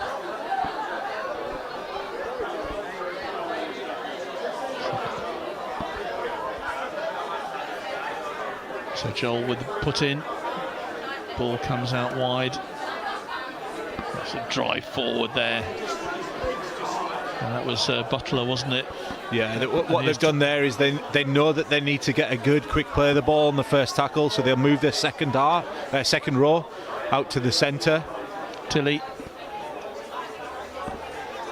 Can't mistake him.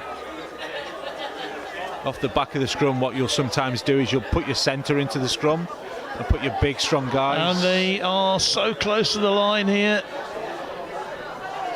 Great hold-up defensive work from the Army, though, keeping them at bay. Running out of tackles here. Ball, oh, lovely interchange. And surely they're going in for another try here. They are. And it's Ben Chambers again. It's a 4th try for Ben Chambers. The right man at the right time. And he's given the Navy another 4 points to take them to 30 points. If I could just pick out one player, John, there in that play, it's Brodie Lee Butler. The Navy pulled him out the scrum. They put the centre into the scrum and they made Brodie the first hit up as a second row. They knew if Brodie was going to get that first hit up, he's going to get a really strong carry. He'll get a quick play of the ball. And then off the back of that, he comes in on off the 3rd carry and offloads for the try-scoring offload. You know, as a player, to be involved in 2 really pivotal plays, that shows real skill. Oh, it certainly does. But my goodness me, aren't they taking their chances, the Navy? It's just what they needed in this second half, just to stem the flow from this brilliant Army comeback. But 30-12 looks very, very promising for Navy fans here. Ben Chambers with a 4th try. Astonishing. Yeah, they've stopped the rot. It's exactly the response you want if you're a coach. Stop the rot, and let's see what we can do off the back of that. So Joel having another go, and maybe his kicking is going to become really important in these last few minutes, because if he can spend another 2 points here for the Navy, just puts the Army further behind. Kick looks good. No, it doesn't. Sorry, I got a bit excited there. I thought it was good.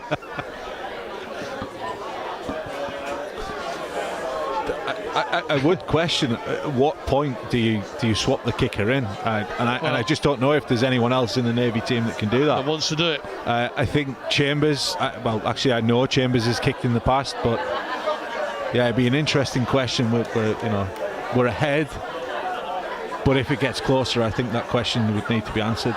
Well, you know who would have been taking the kicks had he still been playing, but that's knocked on, isn't it? That's a knock on, and the Army will get a set of 6 there in a very dangerous position. Pat on the back there for Dave Brown.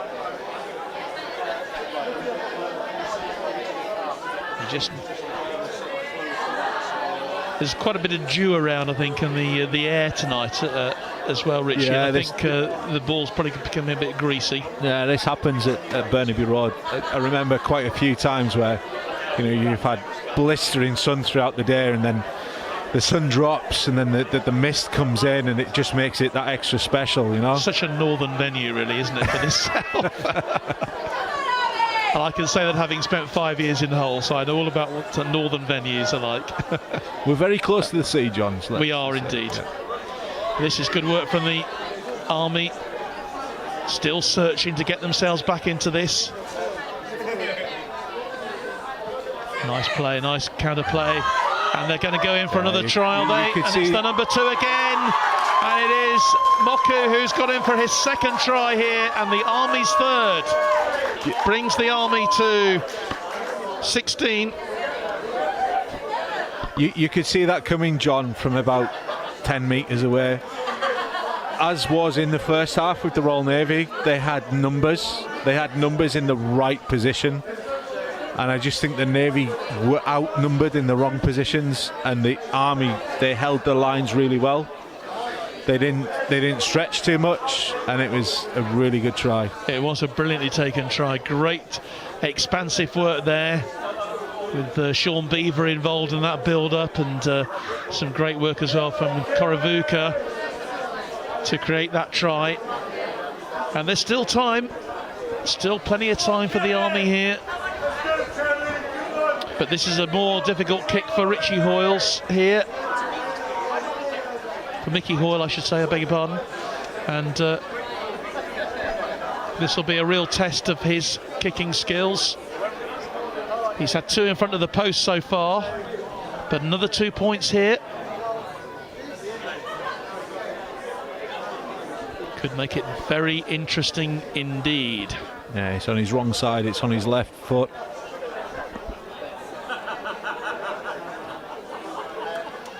Hits it confidently and hits it well. He's nailed it. We said, didn't we, John, those missed points from the Navy's kicks, is they could be pivotal. You've invented a new word. Yeah, there we go. We'll have that. And we're 12 away. It's not far in rugby terms. Well, 30 points to 18 now. The gap narrowing. The Army will still feel they've got an opportunity, a chance here. The Navy will also think, hey, the job is not done, not by any means. Well taken there by Nakarvalalu.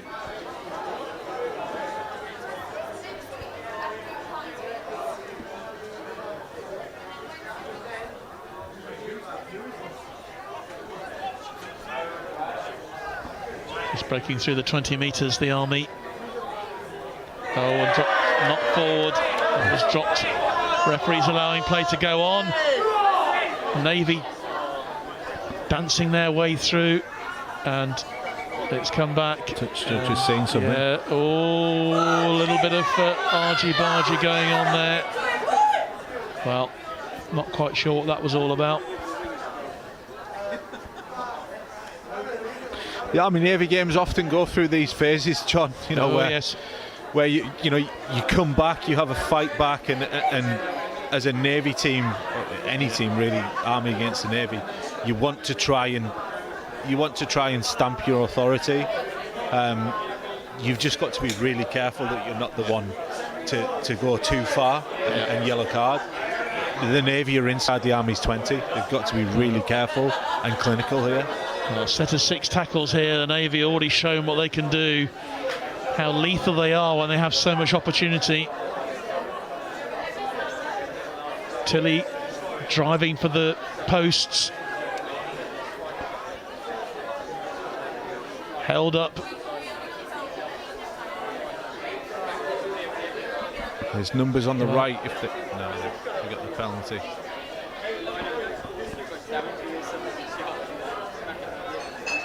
This is fine. This is soaking up, energy. Yeah. One more. The 6 tackles, of course, the Navy still have here. Ball's gone forward. Was it knocked on again? It looks like it. It's unfortunate. Yeah. So the Army have got away with that one. Yeah, you can just feel it, John. You can feel the game is in the balance. Of course, the Navy are 12 points ahead. I think what needs to happen is a few of the old heads in the Navy just remind the boys what the score is. Yeah. Well, they've got a decent lead here, 30 points to 18. But that can soon be whittled down, particularly because Mickey Hoyle is showing that he can, get the full 6 points from a try. Army breaking forward again. Look at the pace of their backs. That's really great play. Brilliant performance there. And I think that was once again was Rocco Kurasa. Let's see what the referee comes up with here. And down is Moku. Scored 2 great tries so far for the Army. I think the Army have got away with that, if I'm honest with you, John. That I admire their enthusiasm, kicking from inside their own 20. The Navy defended well, unfortunately knocked on. I think Jay Tilley's still debating what happened next. The Army have been lucky there. Yeah, Tilley clearly not happy with decisions, but he's got to be careful. His mouth has already cost him 10 minutes on the pitch. And certainly Daz Bamford is not going to want to see any more ill-discipline costing players pitch time, because any sin bin now, that's basically it. Yeah, with 10 minutes to go. Yeah, Jay Tilley, sin bin his red card, and he's missing the next game as well. So it's something he really needs to look at. Yeah. Here come the Army. That's really nice play from Korovuka. Brought to ground eventually, and the referee will hold that up, won't he? And I think the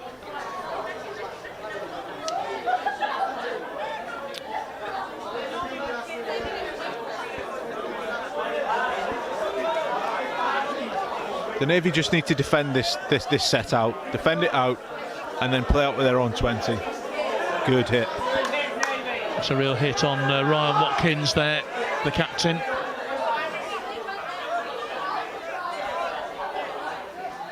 Stuff like that, John. Jay Tilley's really clever. He keeps his arm in. He just slows the ball down, gives his defence a little bit more time to get back on side. Nicely taken though by the Navy. Ben Chambers, look at this, what a great run from Chambers. Referee's going to bring it back though. I'm not sure what he's called there, if I'm honest. Oh, it's a scrum, isn't it? What is he called?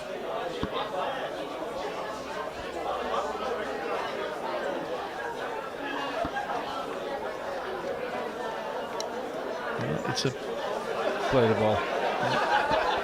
Okay.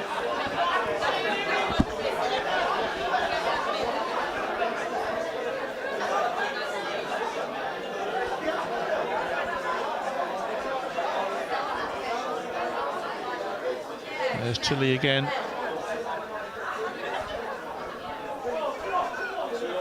Butler, the vice captain. These are important moments in this match. Tilly puts it into touch, but it goes back to where he took the kick from. Yeah, I think Tilly there he's trying to make up for lost time, and you know, somebody just needs to have a word. He's acknowledged that. He said to the boys, sorry, but someone just needs to have a word and say, look, let's just complete, and let's complete in the right areas as well. Completing on halfway is not what the Navy need right now. They need to be in the corners, in the Army's 20. We're approaching the last 5 minutes of this game. Obviously there'll be a certain amount of stoppage time. Our clock is basically running all the way through. There have been so few stoppages in this game. But, it all depends on what the referee, Peter Parker, wants to play. Now, I think he's refereed this very well, don't you? Yeah, I do. I think he's been fair. He's been reasonable. He's had a good game. It's not often I say that about referees.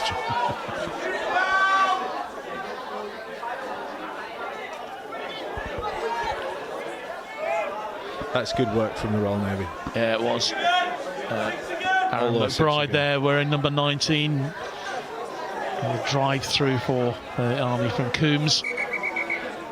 Referee will pull it back, and Army get the ball. They have another set of 6 tackles here. What can they do with it? The Army score next. It's game on, John, and that's, I think that for the Navy, that's the biggest concern. They just need to see this out. They need to see this game out in defence, and I think we just, as a Navy team, they would just say let's scratch that second half. Well, the second half has certainly belonged to the British Army here. They've got 3 tries, but the Navy scored 6 tries in the first half. And the Navy have added a further try. Ben Chambers scoring in the second half as well.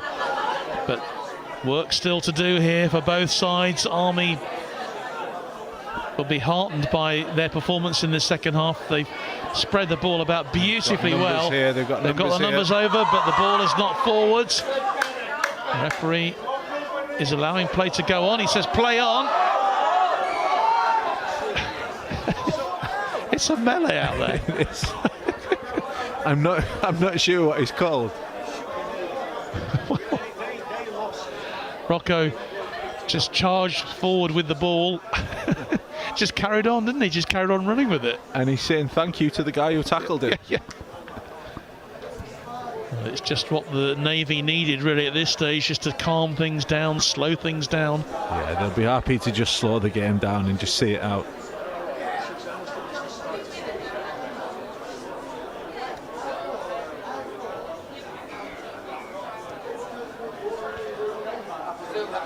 So Joel puts that one,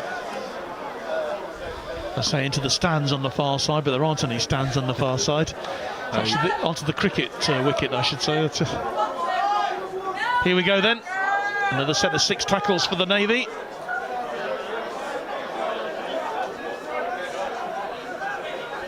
Good work from Dainty there. Yeah, and Tilly. Dainty's really strong in the tackle. You'll get that from him all day.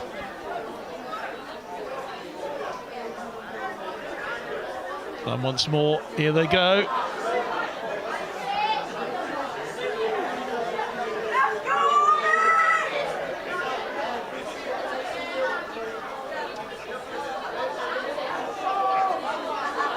So the Navy just need to complete here. Complete, see out the set, and then let's go back in D. Got people wide up. Army win it though. Ball goes forward. What do they say about commentators' curse, John?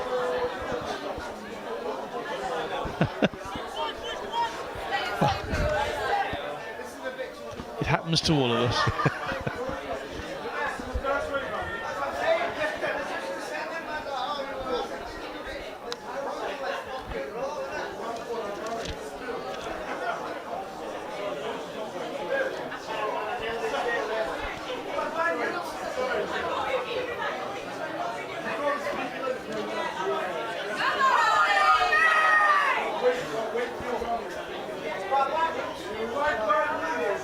Army again then, trying to generate some momentum here in these final few minutes of this game.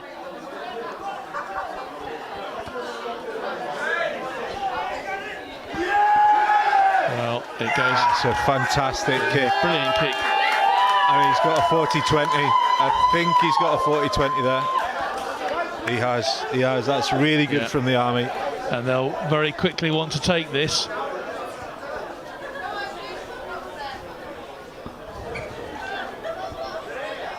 Quickly going in there is Smith, or Smythe rather. Navy being forced back onto their line here. What could the Army do? Good challenge there on Ryan Watkins, the captain. Pressure still very much on here from the Army. Building here. Drive through. The ball's lost though. The Navy have got it. Well, it's almost like they scored a try, the Navy there. They're so happy with that. Right on the line. Looked like it was knocked forward. Yeah. When you're under pressure like that and you put in a hit, it just lifts everyone up. You know, the defence, when I would play, was always the game or the part of the game that I enjoyed much more. And you would hold a big hit like that over scoring a try any day.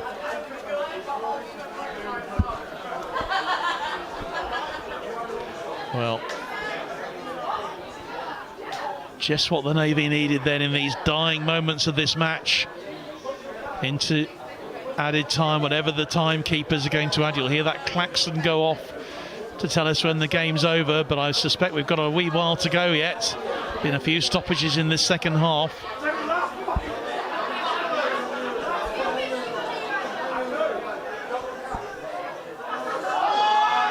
Oh, and he's knocked it forward as well, knocked it on. But it's about the first mistake that Rocco's made all night.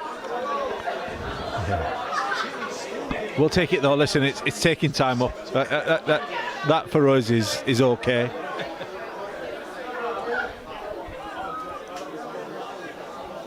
Yeah, Richie, you're not biting your fingernails here yet, are you? But remember, they have a 12-point lead here, 30 points to 18. I keep forgetting to stop and start. You've got to watch the ref when you start, that's time off. So that's what's... So they would need plenty more scores with the Army to get back. The Army have won it. Again, it was offside. Yeah, I think it's a big hit. I think it might have been illegal. Yeah, it's three. Well, it's two tries and a penalty from the Army to win this. Yeah. So, yeah, I do think it's probably beyond them. But apart from that, it's disconcerting for the Navy to probably concede tries at this time of the day, and especially the way that the first half went. If I'm Bams, I'm asking questions as to what happened. Definitely discipline-wise, we shouldn't be talking to the referee like the way we did. We probably shouldn't be allowing the Army to jump and attack in the way that they did, and we should definitely sort out our tackle technique if we're giving away penalties like this. Having said that, when we do get the ball, we showed that we're clinical and we can score tries, and that as a coach it just says that when our back's against the wall, we can still do it.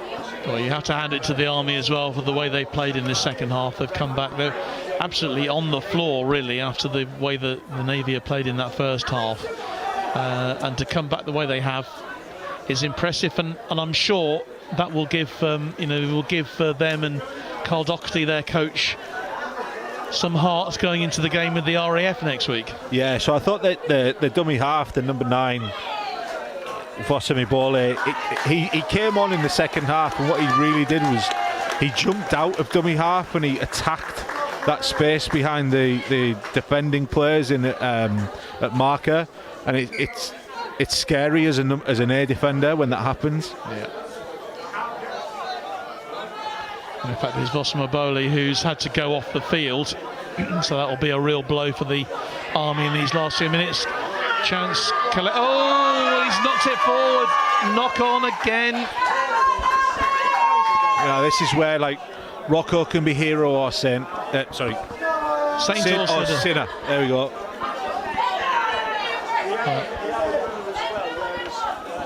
Still handing the initiative to the men in red shirts in these.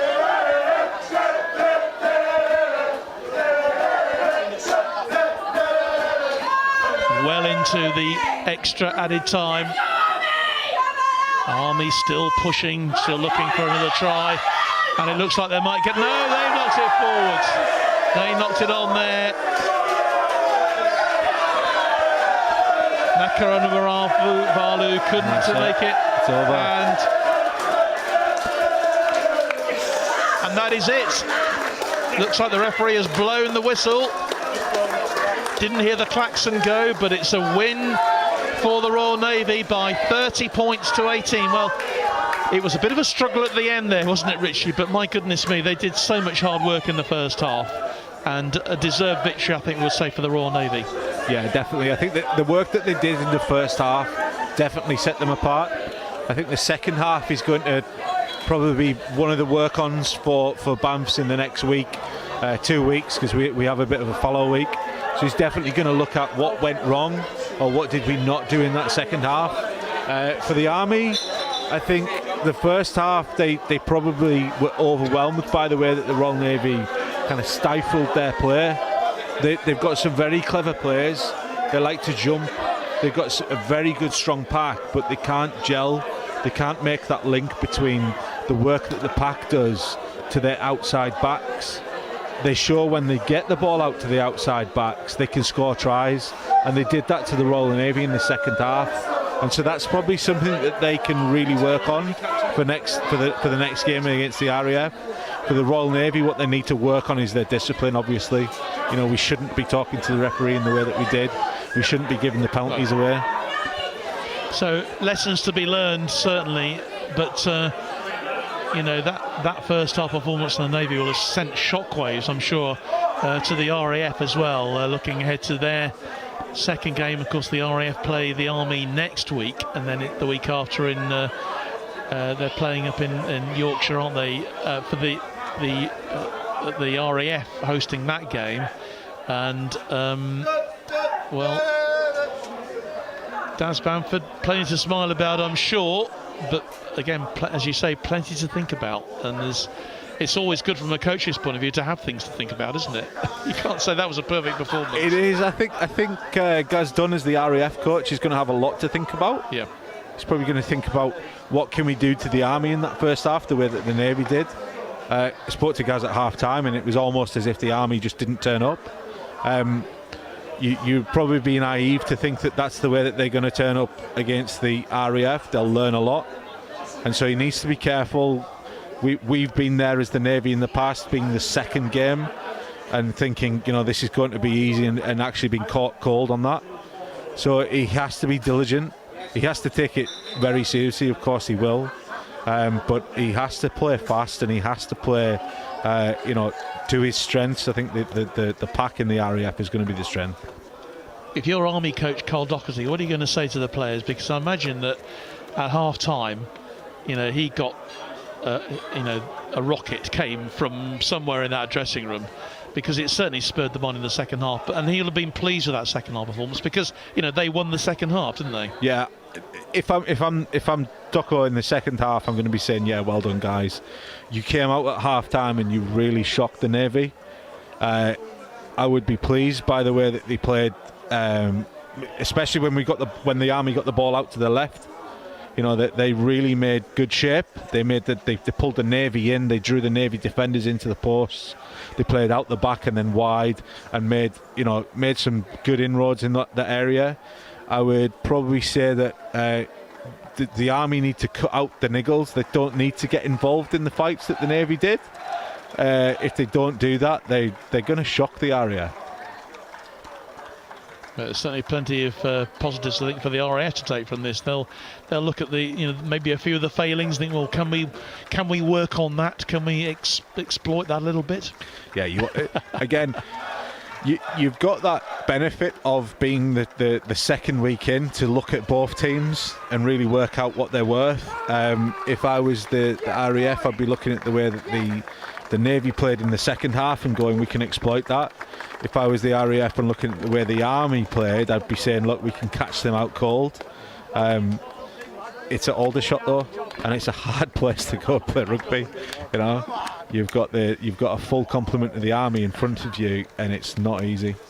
Well, of course they're playing at St Helens, aren't they? They're playing in St Helens. I mean, Aldershot Rugby Stadium at the moment is out of bounds because they're rebuilding the stand there, I think. Okay, so, I should know more, but even so, you know, it's the second game. The Army are going to feel wounded here.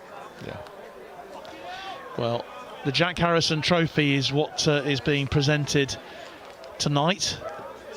Jack Harrison, wow, what a man he was, Richie? Yeah, we don't often talk about, what it meant, but every now and then we look back and we go, these trophies mean so much to so many people outside of rugby. Yeah. And of course, it's always important for us as a service to beat the Army. Yeah. Somebody's laying a Royal Marines flag down there. Indeed. And what a night for Ben Chambers as well. So we can only say he's been out there in France, in Brittany, with the UCAF Rugby Union team, getting third place in the IDRC in the Military World Cup. He's come here tonight, and we think he might have scored 4 tries. It's not a bad performance, is it? Yeah, look, if he scored 1 try, you going through what they went through out there, losing a teammate in the way they did, and playing so well and coming third, and then coming home and actually... We see Ben Chambers actually getting the Player of the Match award, which doesn't surprise me. Yeah, I've said this in the past. You come back off tour, especially off tour from a military perspective, but from a rugby perspective, you come off tour and then you say to your family, actually, I'm going to go away and play rugby again. It just shows you a level of commitment to the cause, and the boys will really appreciate that. As Ben Taylor then receives the Jack Harrison Trophy, and time for celebration for the Royal Navy as they win in a style that they will be very pleased with, particularly, as we say, that first half performance, absolutely dominating the game. 6 first half tries, that basically won the match for them. So the Royal Navy are the victors tonight. They started off their campaign with a win here by 30 points to 18. My thanks to you, Richie Metcalf, for joining us this evening. Great to have you alongside this evening, and hope we will see you again for further matches involving these forces teams, because it's great to have your knowledge and your input on the game tonight. But from all of us here at Burnaby Road, and my thanks to all the team who've been involved in the game tonight. That's from all from me, John Knighton, this evening, and the rest of the team. We'll bid you a very good night with that final score then of the Royal Navy 30, the British Army 18.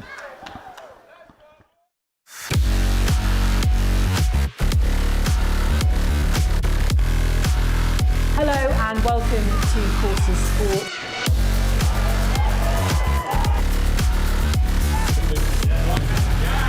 You've been doing all right with the tries, haven't you, last couple of seasons? Not bad. Yeah. Amy Cocaine, as always, a real pleasure.